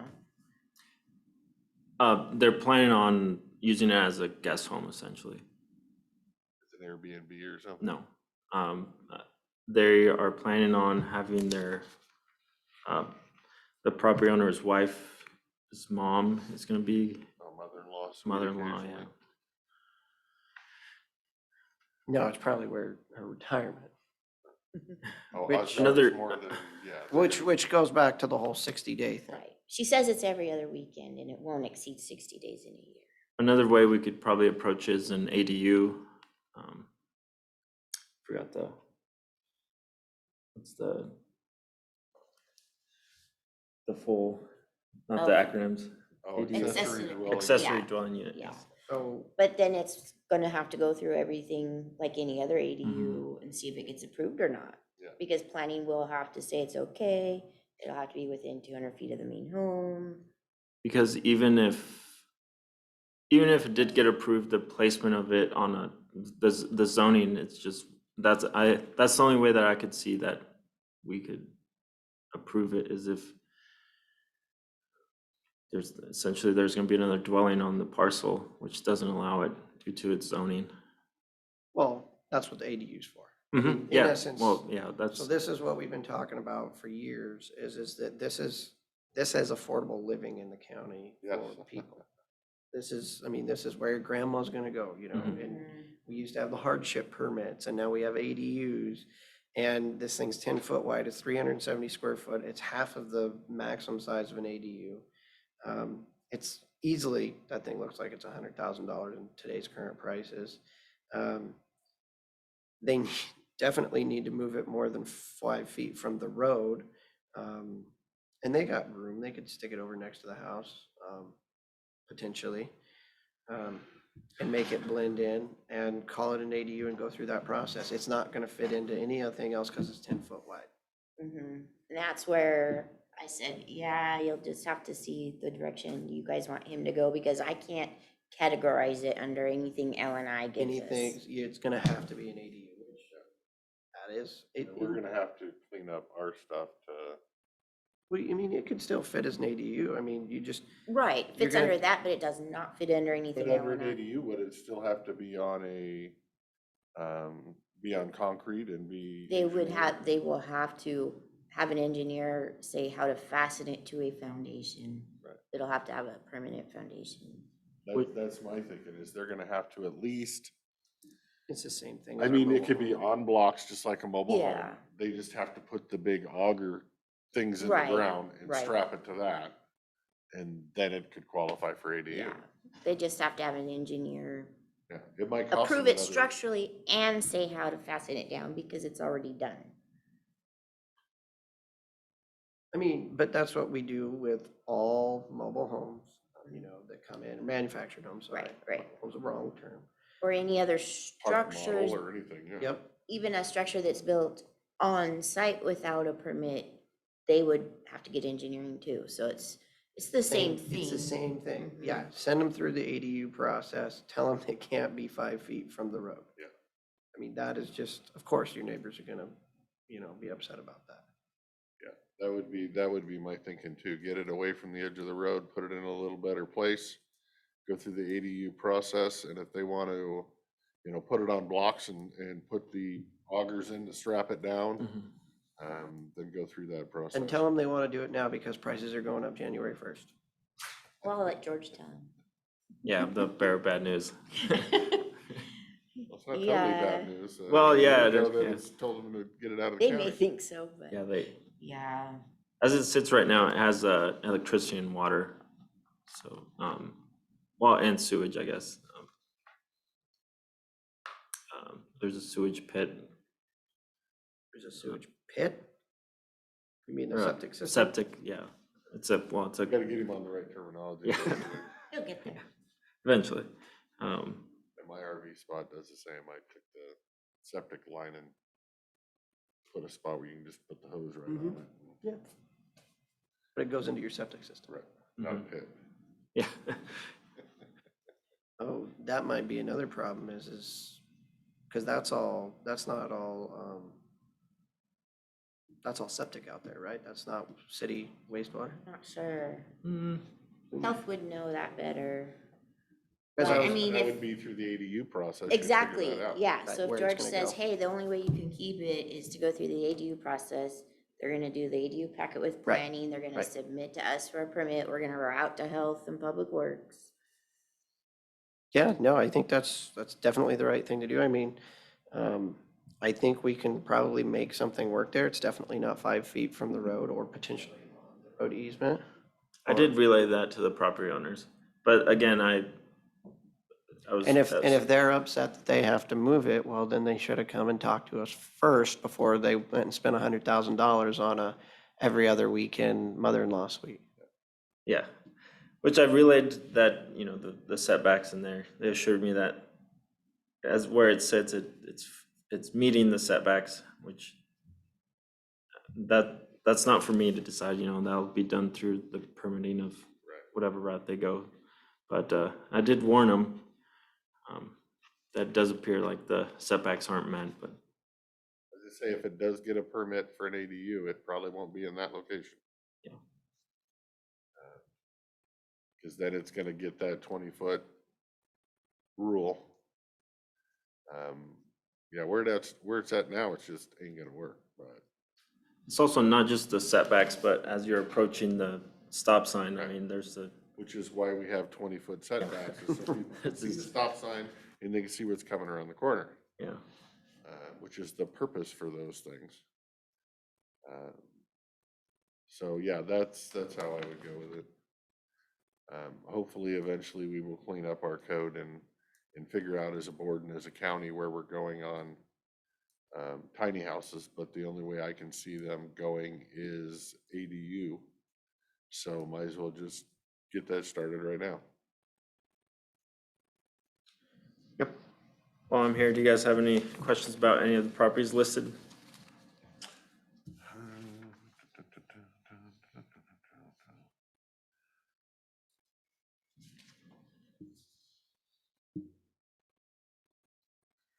What is the Finn Ridge? RV no placement, no permit? I mean, what is that about? Is it just an RV on the property not being used, or are they trying to live in it full-time, or, do you know? I don't Or is think I've that made, the one I brought up, the single wide on Finn Ridge that hadn't got a permit? It might be, I bet you it is. yeah, I don't know how Lem put it in there, so I bet you it's that one and with I no don't think- placement permit I on don't the think single he's wide. had a chance to get out that Okay. direction. yeah, no, yet. I think I sent him not an initial letter, but essentially like a reminder, like in case it's still open, you need to reach out to me and make some progress. It must not be, because it was submitted in 2018, and that thing didn't show up until last year, so it must be something different. Must be a different one then. There's some properties that are essentially on a standstill. Either I can't get a hold of the property owners or they're flat out ignoring me. A lot of the properties too are on private roads, which You makes it, can't get in. yes, makes things quite challenging. I mean, this is just so much better than it was when we were a year ago. I Like say, we going got, we through got the issues list. that we need to figure out that would help. Some of that's tiny homes, some of that's abatement.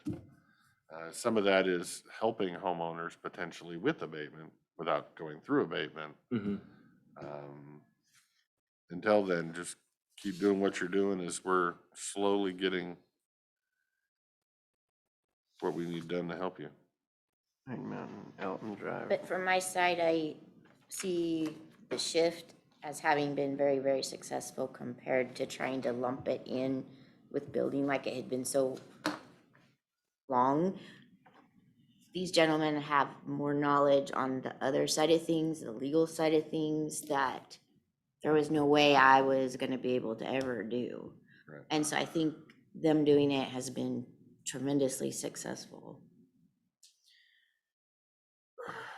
How many phone calls are you getting a week now? Probably every day I have about 2 or 3. I did ask the prosecutor when he was here a week or two ago if he's ever sat down and talked to you or met you or whatever, and he said that he didn't think he had. So you got his number. Feel free to call him and say, hey, can we set up a half hour sometime and go chat and introduce yourself and try to build a rapport there, because you're gonna need him on things. So I would advise you to go that route. I've been sending in quite a bit of opinion requests. I did call him last week. Just have brief conversations about just questions that I have.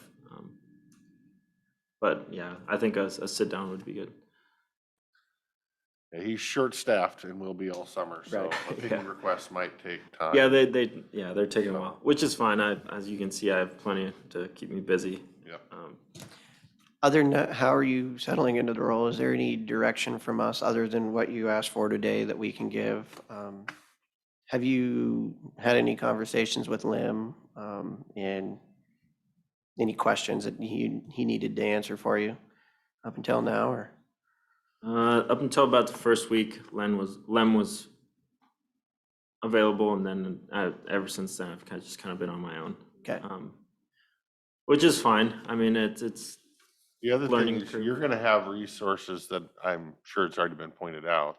But there's gonna be code compliance officers in other counties, your constituents, your partners, your whatever your word is. Constituents is not the right It's word. not the constituent word. Anyway, whatever, your Peers. peers, there you go, thanks, sir. In other counties, feel free to reach out to them, bounce things off of them. Build a rapport with them because you're gonna be using their ear and later they're gonna be using your ear. So, you always got that tool as well. If you see anything out there in the way of training, that could help you move forward, bring it forward, let us chew on it. Other than that, just keep plugging away and you'll learn it all eventually. Everyone's been really helpful, and that's. I mean, I've been bugging everyone. I think everyone can. I go in and, hey, can you help me with this or point me in the right direction? And everybody's been a team player. Avery, I took her out like on a 1.5-mile hike to get to one of the properties because we essentially could either go up Addison Road and ask 24 parcel owners for their permission to go up a road, or I could ask one parcel owner that owns like 140 acres and then just cut across. We were cutting through creeks and she was all. She was a sport, huh? Yeah, she was so. And that pretty much summarizes everyone's attitude. They're willing to go above and beyond, so. That's what we like to hear. Yeah, Good. it's been good. Okay, so we're not gonna schedule a workshop. Gonna give them the information and, I mean, hopefully you can just drop by the packet or whatever for them and be like, hey, this is the direction we're gonna go if you want to be legal. Okay. Otherwise, we'll have to go a different direction. How does that work on a ADU? Let's say somebody's trying to do an ADU right now on this type of scenario, and under our existing stuff, it may not qualify because it's tiny home. I would As long as you bolt it down, then it's a stick-built structure. I mean, that is a stick-built structure. You look at it. Yeah, I The mean, problem is engineering doesn't have blueprints. Do you know They- snow load? they'll have, I mean, that will be part of the engineering they will have to get for the building permit. Is to say the structure meets the snow load, they did it correctly. They're gonna have to get L&I to sign off on the electrical. And then the engineer's gonna have to say, this is how you're gonna fasten it to the ground. I mean, they've got a little work to do because they're trying to get it okayed after the fact. But that can be done. It's been done We've a seen lot it of done, time. yeah. It's Yeah. just a little more expensive. Yeah. But you bought $100,000 trailer, so. Guess so. Yeah. Okay? Yep. All right. Alrighty, Thank you, guys. thank you. All right. Mr. Vice, I would entertain a motion, unless you have something for the good of the order. Is Dave going to be in this afternoon? No vacation. Oh, he is on vacation. Made me say the word. Are we still on the record? We're always Yep. on the record, sir. The photos shown were from the investigation. I brought it purposely from the investigation, so anyone does what you guys saw was essentially from the case. Yep. Right. Got it. Yeah, no, I try not to use the word vacation just so. But fear of it? Nobody breaks into your house. knowing you're not there. Oh, So I always use the term away. got it. I just didn't, oh, it Feel free to is, do that for me next week. because you already said it. I would entertain a motion. Hang on, let me look and make sure I have nothing. I have nothing. Sir, I would move that we recess for lunch, be back at 1 o'clock. We'll step down and second the motion. There's been a motion and a second to recess for lunch. All those in favor signify by saying aye. Aye. Aye, motion carries. Thank you all. We'll see everybody shortly. Good afternoon. We are going to begin the regular business meeting of Klickitat County Commissioners. Our first call is the Pledge of Allegiance. I pledge allegiance to the flag of the United States of America and to the republic for which it stands, one nation, under God, indivisible, with liberty and justice for all. Let the record show, 2 commissioners are present, and Commissioner Sauter is away. Mr. Chairman, I would move that we approve the business agenda with 2 add-ons under new business resolution in the matter of authorizing the submission of a joint $100 million US DOT Bridge Investment Program grant for the replacement of the Hood River Bridge and an agreement with Barry Dunn McNeil and Parker LLC DBA Barry Dunn for client project management services to serve as a facilitator to assist the county in preparing an RFP to replace the county's current financial management software. And a third add-on under miscellaneous reports, request for verbal approval for the personnel authorization to begin advertising process to fill a vacant accounting administrative assistant position with Emergency Management Department. I will step down and second the motion.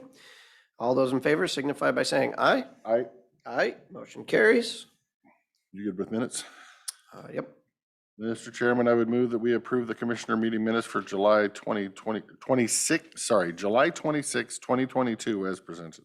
I will step down and second the motion. All those in favor signify by saying aye. Aye. Aye, motion carries. We will now move into citizen comments. Comments will be limited to 3 minutes per person. When everyone is done saying their piece, the Board of County Commissioners will respond if they so deem, or each member. We will begin in the room as always. And we've got nothing in the room. Online, if you would like to provide public comment, *6 to unmute your phone, raise your hand, turn your microphone or video on, and get our attention. We'd love to hear from you.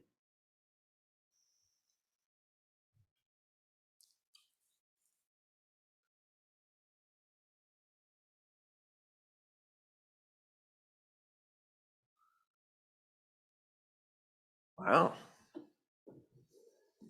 It won't last.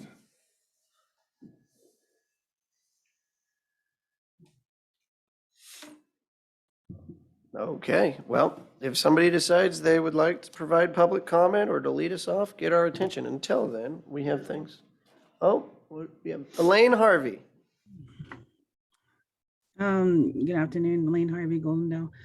Yeah, I just like to, I'm not gonna ask for a response from Commissioner Dan, but anyways, this is towards Jacob.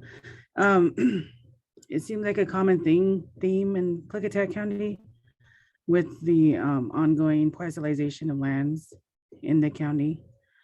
And you know, when you guys are approving all these parcelizations, it opens the door for more wells to be drilled in the county.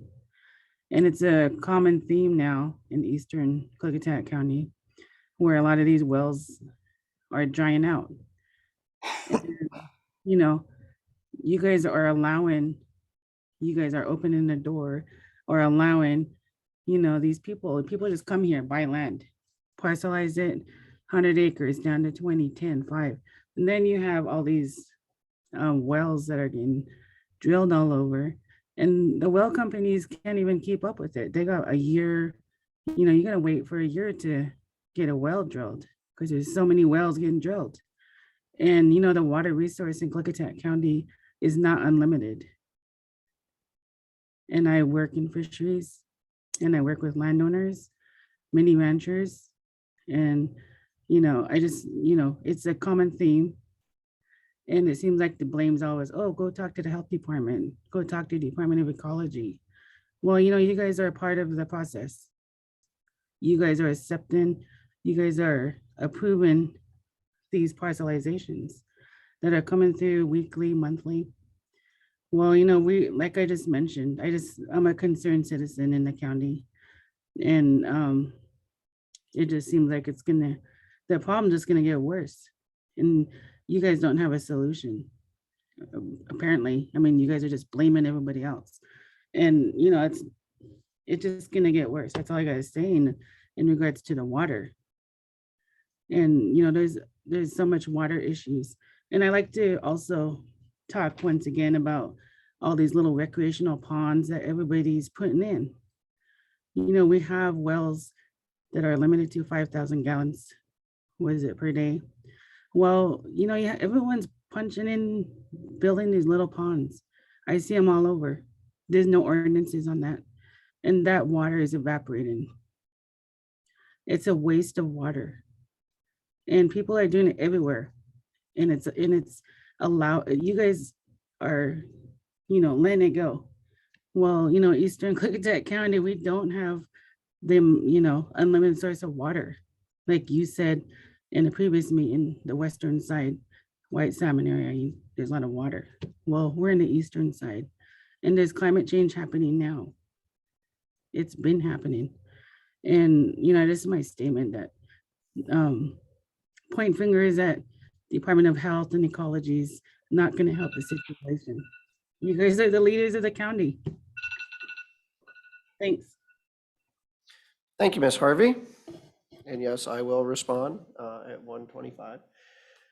Is there anybody else who would like to provide public comment? *6 to unmute yourself. Raise your hand, turn your video on.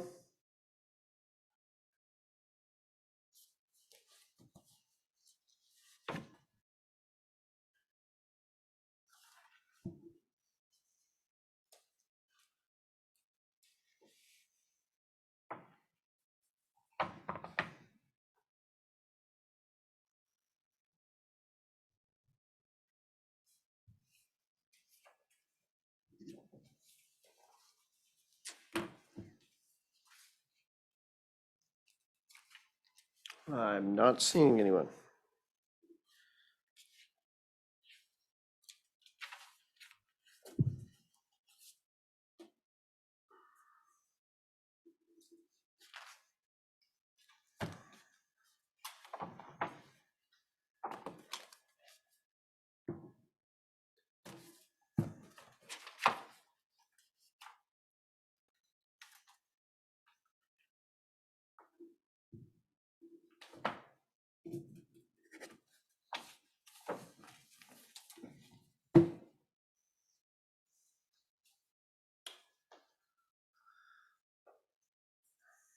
Quiet day.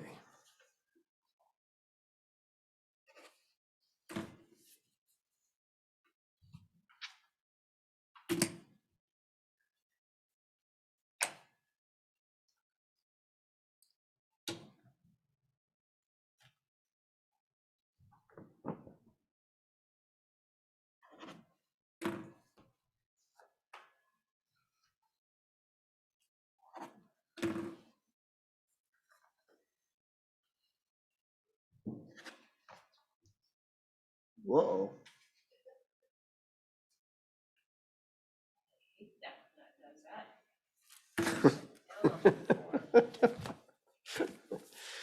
Okay, we are still in public comment. If somebody would like to provide public comment to the Board of County Commissioners, uh, turn your mic on, get our attention, wave your hands.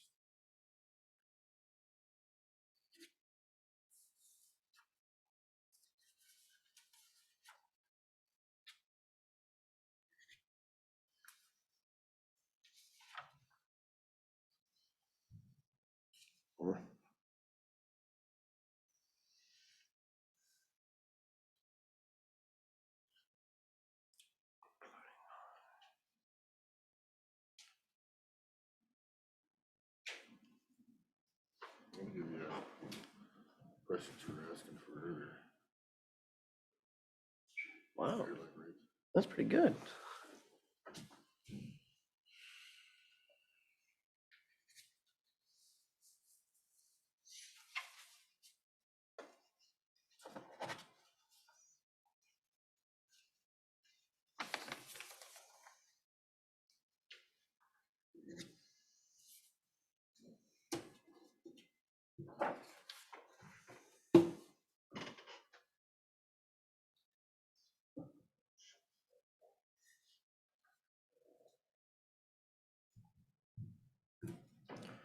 And minutes.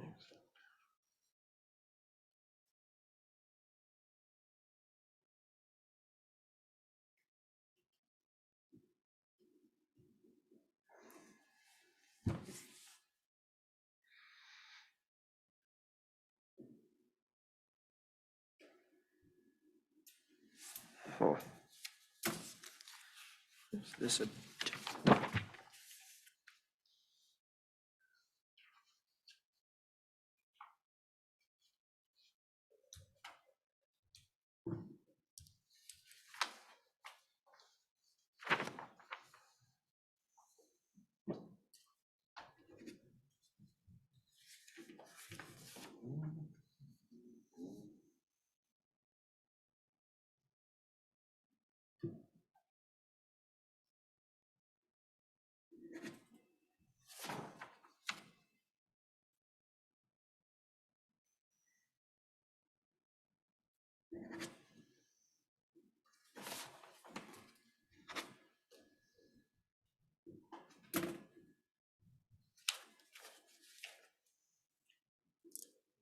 Okay, we will go with last chance for public comment.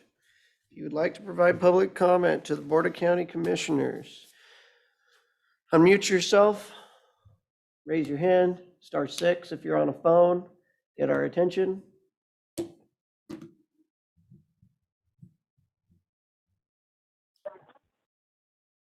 7211. Greg Wagner with Cease. Last week, myself and several other citizens received a free education from Commissioner Christopher. His educational email was to prove that his statement, the county assessor is told by Department of Revenue that they must use only the cost-based method of appraisal when appraising renewable properties. He supplied RCW 84.40.420 as proof. The key points in this RCW are: Department of Revenue must publish guidance to advise county assessors when appraising renewable energy facilities. It's advised. It doesn't say must follow. The guidance must include cost-based appraisal method. Must include, but does not state must follow. The county assessor must refer to this guidance, but may also consider one or more appraisal methods. Again, it says must refer, but not must follow. The earliest effective date of this RCW is January 1, 2023. So currently, it does not apply. Nowhere in this RCW does it state that a county assessor must use only the cost-based method of appraisal, as Commissioner Christopher has stated. This RCW effective date, again, is not until January 1, 2023.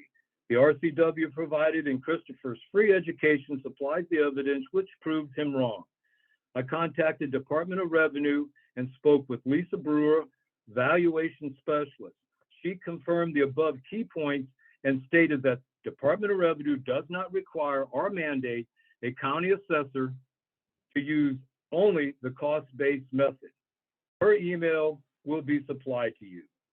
It is the commissioner's duty and responsibility to oversee the county officials and employees to ensure they are doing their job properly. When those jobs are not being done properly, the commissioner should take the necessary appropriate action to correct them. As Mr. Souter stated, as the legal body, ultimately, we make the final decision. So why not correct this assessing problem now? Additional information is, prior to 2013, the wind facilities were assessed using the income method. In 2013, County Assessor Darlene Johnson changed it to the cost method. I did this on her own. On May 20th, 2020 workshop, Krista Schroeder told the commissioners, I can change the method, but I don't know how. Neither assessor ever stated that they were required or mandated by the Department of Revenue to use only the cost-based method. The county assessor has the authority to select which method or methods are to be used. The cost method is not the best for our county as it allows an annual 8.5% depreciation on personal property. And when the assessed value decreases, the tax collected decreases, and that is a tax break. Thank you.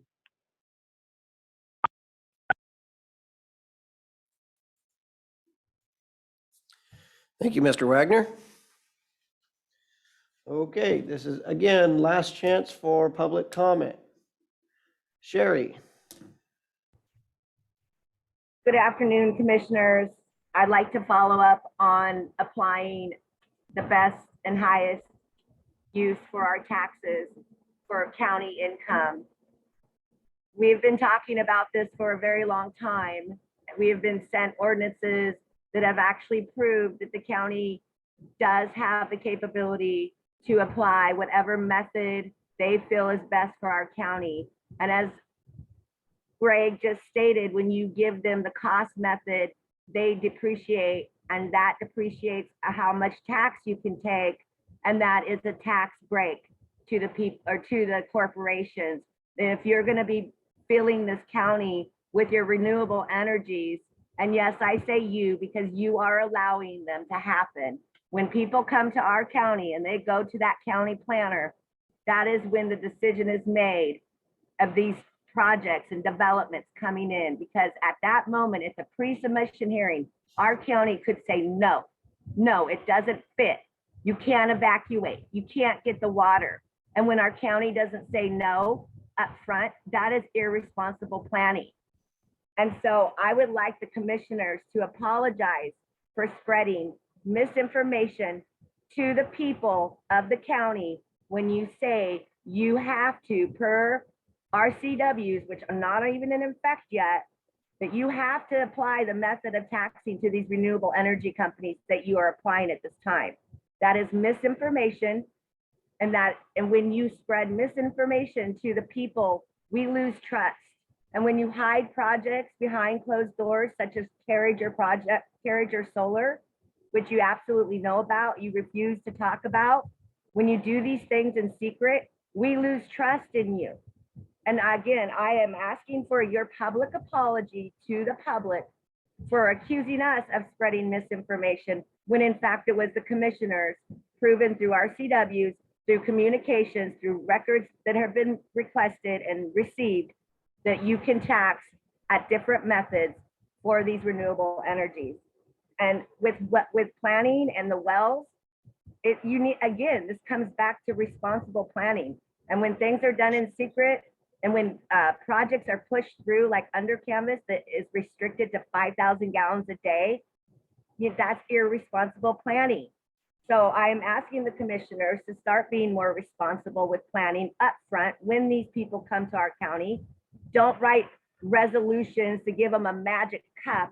That's a slap in our face, that resolution, because according to the EOZ, you could have used a cup anyway. You didn't need to give the corporations, the billion-dollar foreign entities that you know have corruption behind them already and lawsuits behind them already. You've been provided that information and a wink and a nod with you're gonna give them the magic cup. That's irresponsible planning. And again, you deserve the apology. We deserve an apology for your misinformation, for your secret plannings. And it's time to start stepping forward, putting these things out in the open and really letting the citizens weigh in on it. You knew we were fighting back on under canvas, and all you've done is taken taxpayers' money and fought the citizens on something that is a death trap and doesn't belong here. The county has done that. You're wasting taxpayer money by fighting your own citizens. So please apologize for the misinformation to the public about the tax method on renewable energy. Thank you. Thank you, Ms. Bosque.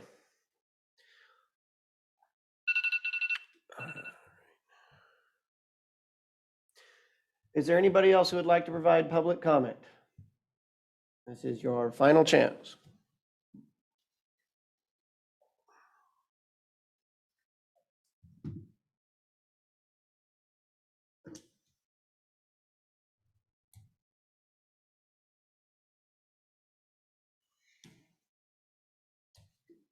I'm not seeing anyone. Commissioner Christopher, would you like to respond? I would, as long as the board is not going to give them time to respond to my response. Correct. Public comment is closed from the public. Okay. So I will go. To Elaine Harvey, I would say that your issue about the parcels of land, I believe is valid, but that would take a need to update our zoning, which is, and hopefully will be done with citizen input when we update the comprehensive plan. But valid point. To Mr. Wagner, when he says that the Board of Commissioner oversees county officials, I would love to see where he can show me an RCW that says I have any power over any elected official other than myself. It does not exist. I have no power over any other elected official. So it would be nice if you maybe stop spreading that inappropriate rumor. To Greg and Sherry about the email that I sent, I will read the email for the general public as it was sent to them, and it says, feel free to share with the world. It says, proof that county commissioners cannot regulate and cannot change how property is assessed or taxed. I am sending this in hopes that maybe CEAS will stop spreading the factually incorrect propaganda that the Board of Commissioners has anything to do with how property is assessed or taxed.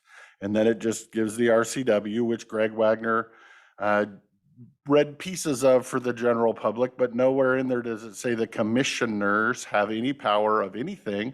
But it does say the county assessor must refer to this guidance.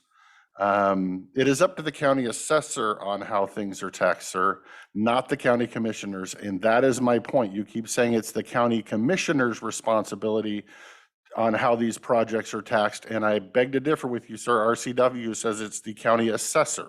And you keep saying that the county commissioners can tell the county assessor what to do. And that is absolutely untrue, sir. That's all I have to say. I thought I saw Assessor Schroeder online. Krista, are you there?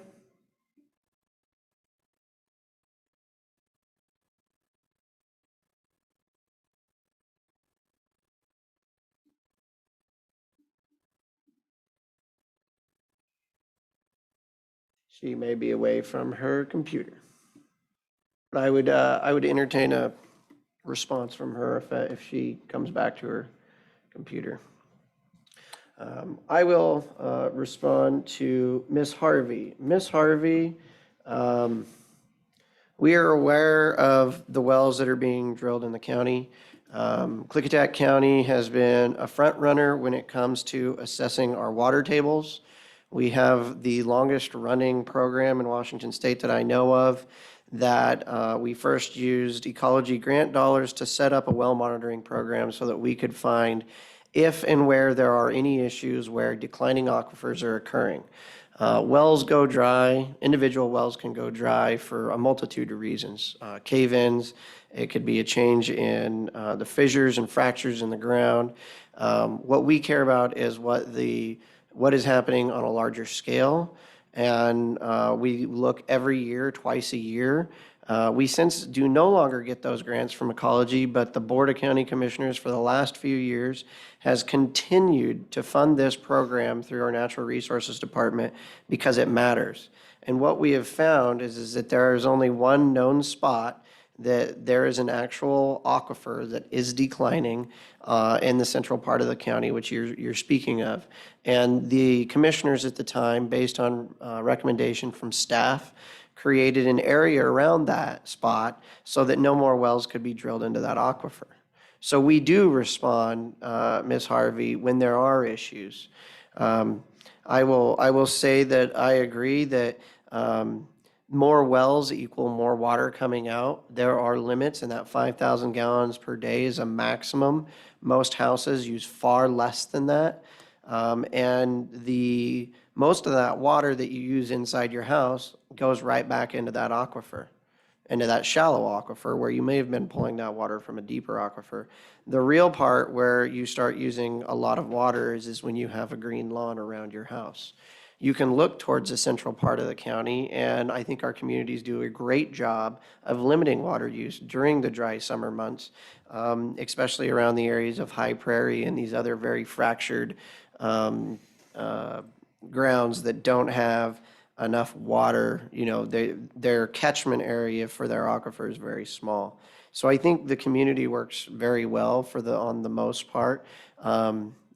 Of limiting water use. I think there are some people out there who probably are watering more than their quarter acre of lawn. But again, those are few and far in between, I would believe. To Mr. Wagner, I would agree with Commissioner Christopher that it is very clear, and we have been told very clearly by our representative attorney that we have no control over the other elected officials in this county. The only thing that we have control over is the budget. And we would never use the budget to try to browbeat somebody into compliance with what we want. We try to respect our other elected officials. So while I appreciate and I agree wholeheartedly, and I've said many times that I believe that the income-based method is the appropriate method for these renewable projects, and I have said that that has always been the case. For years, I have agreed with you. I disagreed when 2013, when Darlene changed it to the cost-based method. There's records that go way back then about why she did so. You also have to think that changing someone from one method to another and then changing it back, there's a potential legal liability there, which is something that, you know, the prosecuting attorney would need to be involved in. But again, this is not something that the commissioners have control and decision-making authority on. Let's see if there's anything with Ms. Bosque.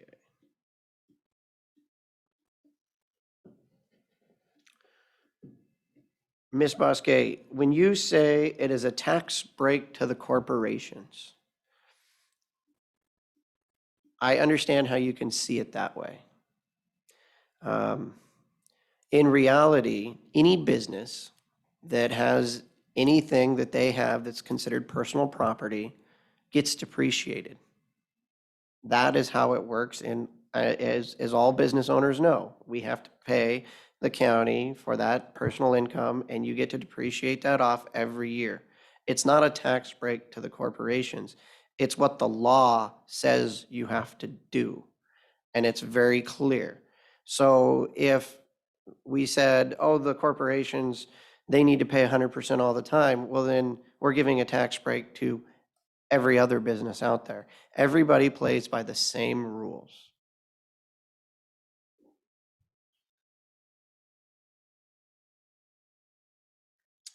In terms of when you said we hide behind closed doors and we refuse to talk about it,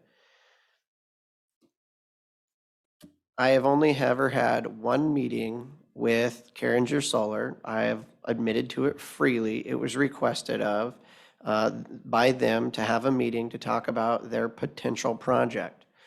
We've been talking about this since Commissioner Christopher and I were elected.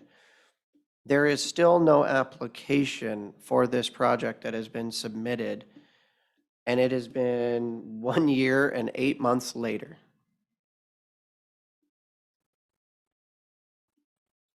That same day that I had this meeting with the proposed potential project, I guess it's not a real project until they finally submit it.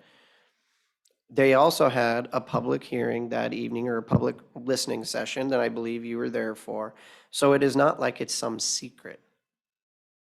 It's been out in the open, it's been discussed. And saying that what I did when I proposed that every project that would hook up to the Knight Road substation is a magic cup, a CUP, conditional use permit, with a wink and a nod. That is absolutely false, ma'am. The reason that I proposed that, so that it would have to go through the conditional use permit process, was to ensure that there would be the most amount of public participation possible with comment periods, so that everyone would have their say in what they believe should or should not happen.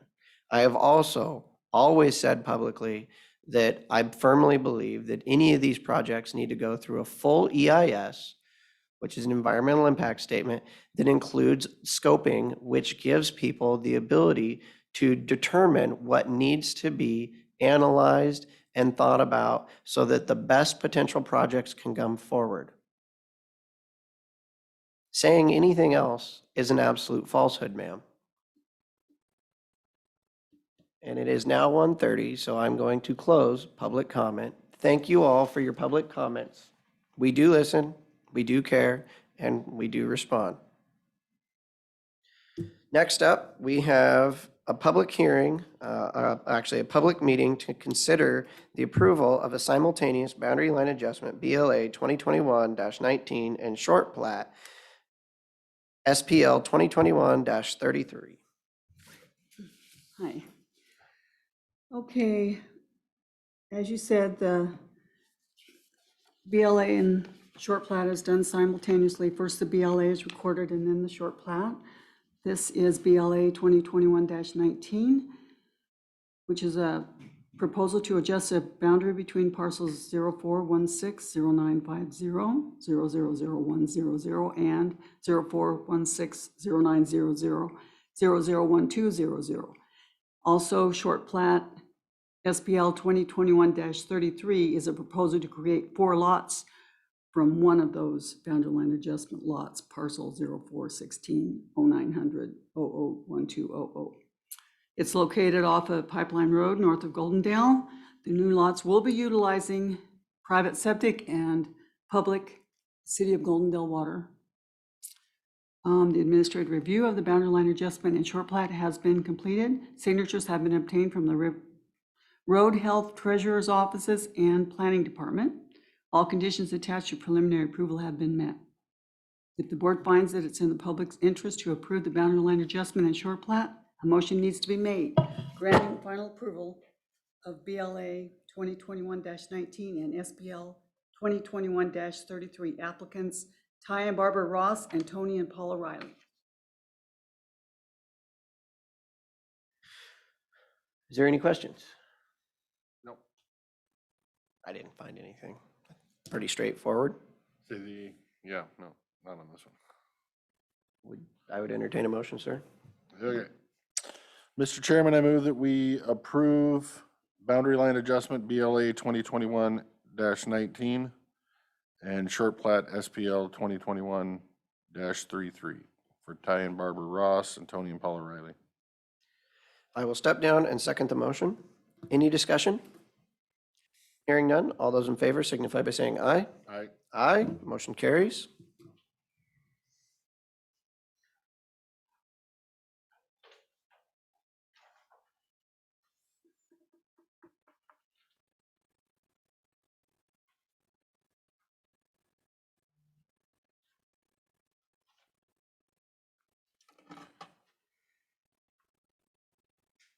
Well, look, I have 2 pens. You have one.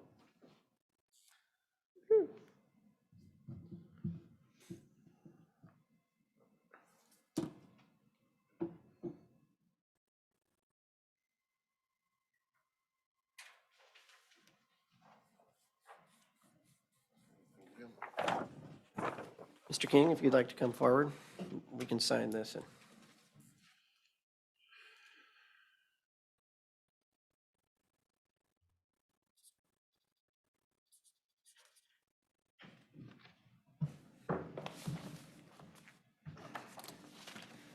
Good afternoon. Good afternoon.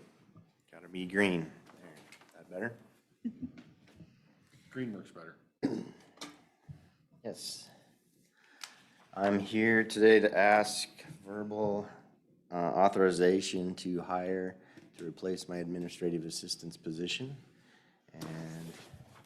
And furthermore, to ask that I can hire that person as soon as possible to allow for some overlap for training.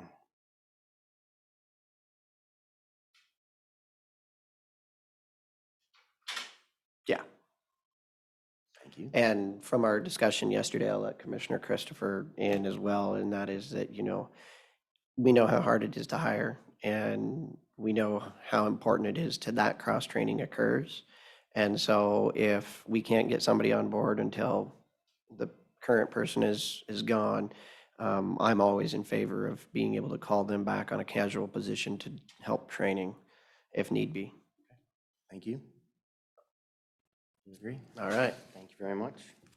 One further question I have about Uh-oh. this, you're off the, you're good.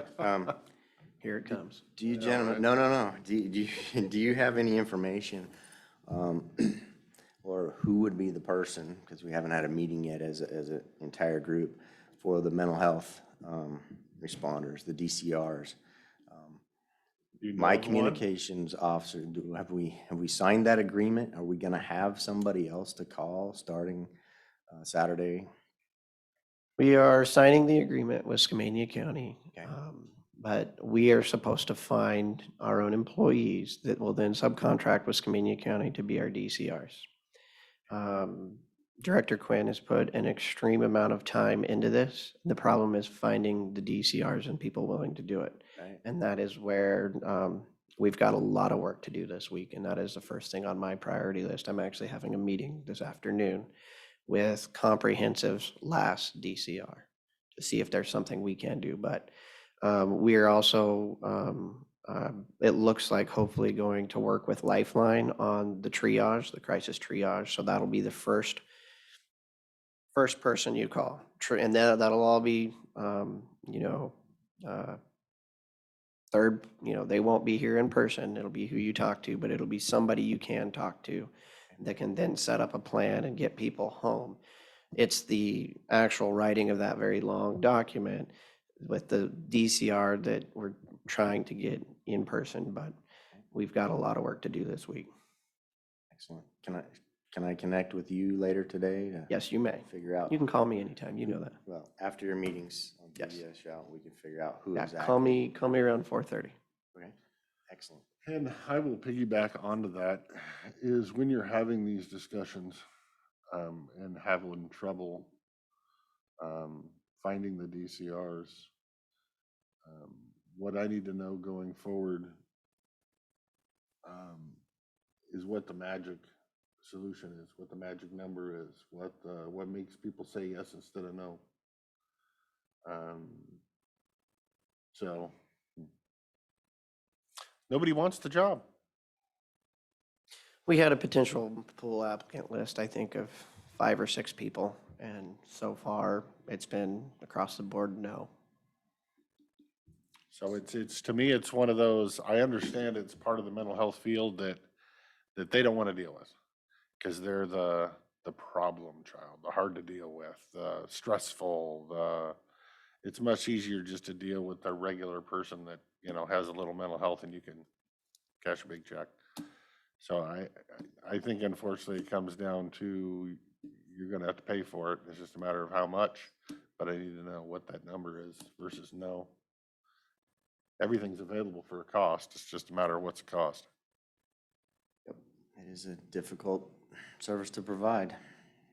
I mean, to be honest, I think, I'm just spitballing here, I think it is, on average, we do 4 a month.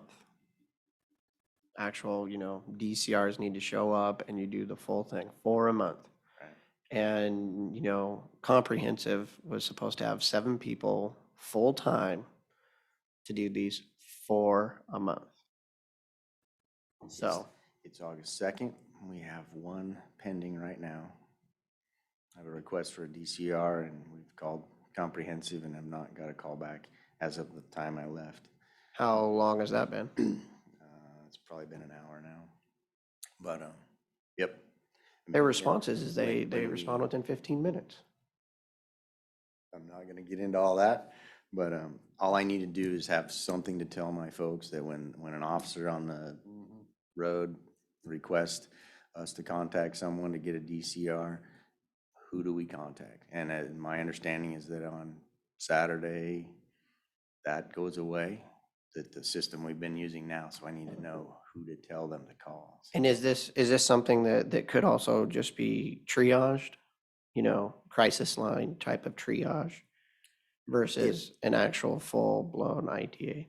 So our process procedure is if that's appropriate, if we get a call from that person and it's appropriate to forward them or to refer them to one of those services, then we do that. Okay. But if an officer's in contact with that person, which if they're calling, we usually, if they're truly in crisis, we dispatch law enforcement and probably EMS.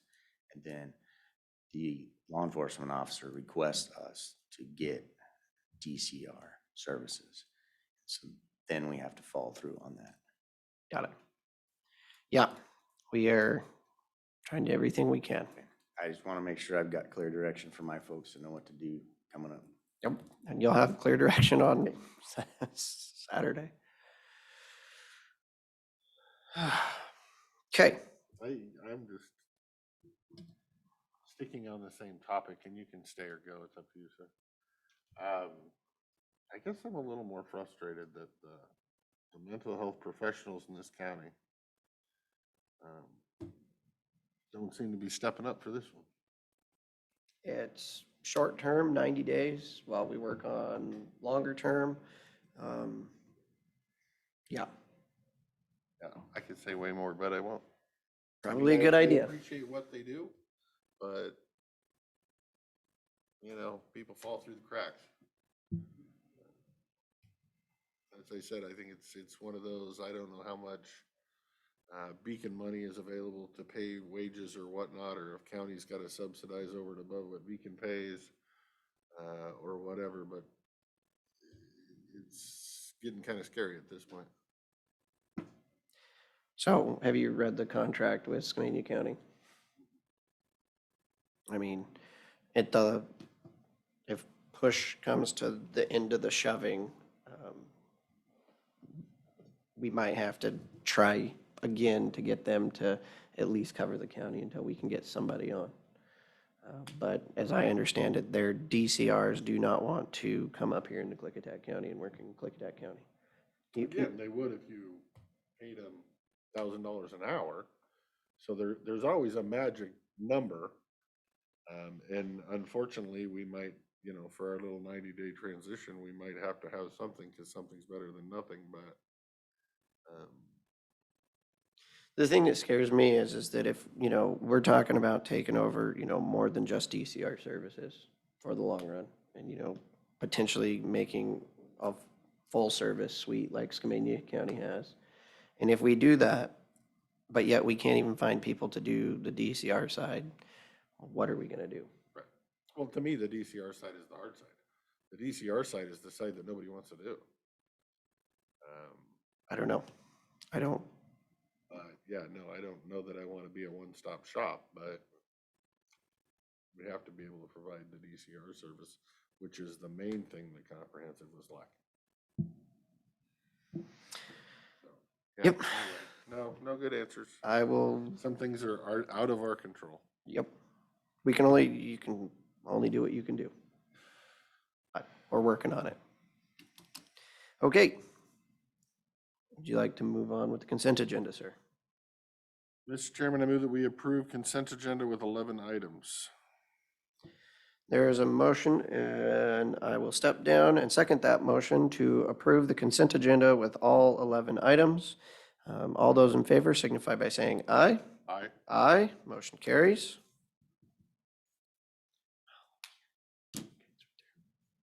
I would say, bills next. Mr. Chairman, I move that we pay accounts payable warrants in the amount of $251,138.53 and the payroll benefit warrants in the amount of $0 for the date ending August 1st, 2022. I will second the motion. All those in favor of paying the bills signify by saying aye. Aye. Aye, motion carries. All right. New business, the resolution in the matter of authorizing the submission of a joint 100 million US DOT Bridge Investment Program grant for the replacement of the Hood River Bridge. This is pretty self-explanatory. We are looking to apply for $100 million through the DOT's Bridge Investment Program. And that is federal DOT dollars to go along with the $195 million grant that has already been applied for. Hoping to get that out the door within the next week, from what I heard from the port.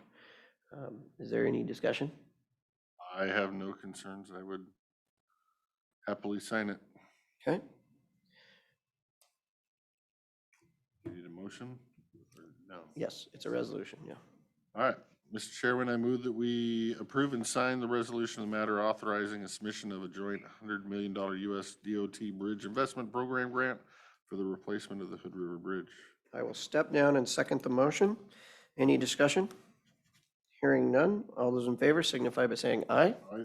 Aye, motion carries. Okay, Want me to do the next one? yeah, go ahead. Mr. Chairman, I move that we sign the agreement between Klickitat County and Barry Dunn McNeil and Parker LLC, DBA Barry Dunn, for the purpose of providing client project management services to serve as a facilitator to assist the county in preparing an RFP to replace the county current financial management software.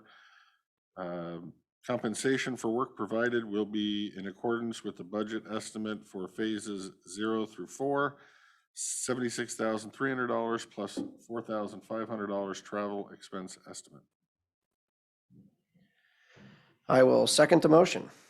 All those in favor signify by saying aye. Aye. Aye, motion carries. That is great to finally get that one moving ahead. And I would like to say thank you to Mr. Kelsey for all his work on that project, along with the rest of the finance Everybody committee. on that one. Okay, board pending. Do you have anything, sir? Nope. What did I say we wanted for board pending? Oh, kind of already talked. So my thinking on that is, just for a quickie, some of these things.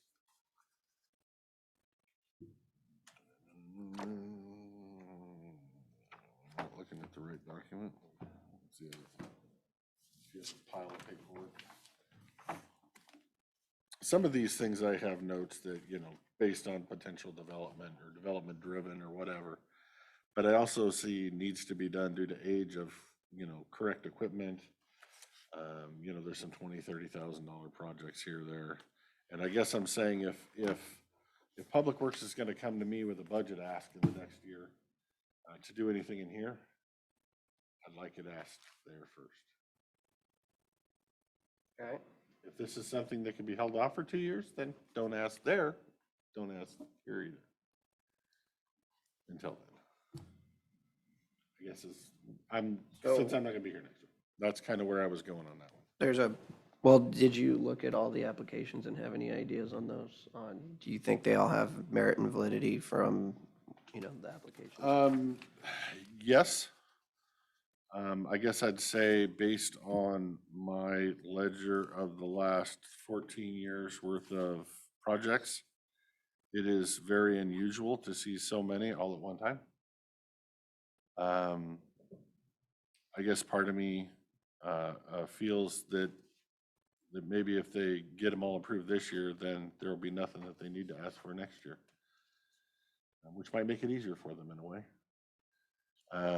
But I'm also of the opinion that when this landfill gas was set up, that it was a partnership between the county and the PUD, and looking over the last, 13 years, it's mainly PUD minus the airport project, which that money went to the PUD. That I think the county was fine in doing what it did and was always giving those monies to the PUD when it was in the place where it had excess funds to do its own projects, but now we don't. And if we don't, say, get a Dallasport wastewater project through this, we're gonna have to pay for it out of our own budget. Our budget is not what it used to be, so it's time to share the value of these projects. I don't have a problem with any of their projects. I am curious why when they tend to do one here or there and some years none, how did 4 pop up or 5 pop up all at 1 year? Do they all really need to be done this year? Or can, 1 or 2 be done this year and 1 or 2 be done next year? And but as far as picking winners and choosers out of their 4, I'll leave that to them. Okay. It would have been nice to see them ranked. Do you feel confident or comfortable with depleting the entire fund? For the most part, yeah, because you're gonna get new fund balance every year. And either depleting the entire fund, if you wanna leave a little bit of emergency in there, I'm fine with that too, knowing there's gonna be another 250,000 going in it next year. So I would imagine if you approve them, I don't know that all of these are gonna get done this year. And not, well, we're gonna schedule that for 2023. We just don't wanna have to go back and have to ask in 2023. So it's an approved project that they can just do with the money out of next year. I would also say that since, again, I would like to see our share of the bottom line or the balance. But if we can, I guess I'd say the Goldendale project's already funded. I just think it'd be better here than we can use the O9 dollars for brick and mortar type economic development. So that's why I put it on here. But I guess I would say even if we have to trade some Dallasport wastewater on here, leave Goldendale 0.09, I'm kind of fine with that too, because again, it won't hit my budget. If I gotta fund Dallasport wastewater, it's gonna hit my budget. Okay. Sounds like some horse trading. To some degree. All right. I hear what you're saying. You don't want projects to hit our budget. Ideally. But there is a healthy balance in the Dallasport wastewaters as well. So there's a lot of these projects could be done with the money that's currently available in that fund. Correct? Potentially, but there's also some big projects that are supposed to be coming Well, in a year or two, which are gonna affect how much we have to pay either on those or what if we go to sell the project or sell the trade, giveaway, whatever. People are gonna come back asking for money if we spend down that fund balance too, so. I'm well aware. Yeah, no, I think horse trading is in order, and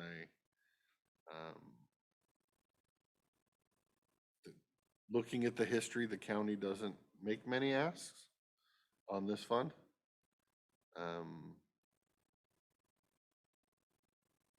And yeah, no, I'll be happy to sit in and do that meeting for you if you want me to, but Pretty sure that's the reason why there's so many things on there, so there doesn't have to be one next year. Well, it takes a while to rebuild that fund, that's for sure. And, COVID slowed everything down, so that's probably why that fund is up See, there my where it's at. questions on their stuff are questions I didn't have. So things like when they're talking about the Rimrock water system, and I'm reading through it, and it's, it's telling me costs and everything else, but it's not telling me how many service connections there is. What's the cost per resident? Right. What are they charging in water rates for that residence to, I guess I'd say, are they charging the residents what they need to charge them and then need a little bit more funding, or should they be raising their rates first? And then, but all that information is not in the packet, so. Right. I don't get to see it. Right. Okay. Anything else for the good of the order? Not really. All right. I would entertain a motion. Oh, yes. Oh, he is. Prosecutor Cannell, do you have an update? No, I don't. Thank you. Thank you, Prosecutor Cannell. Mr. Cornell, I will not be here next week, but if you need to reach out to me, I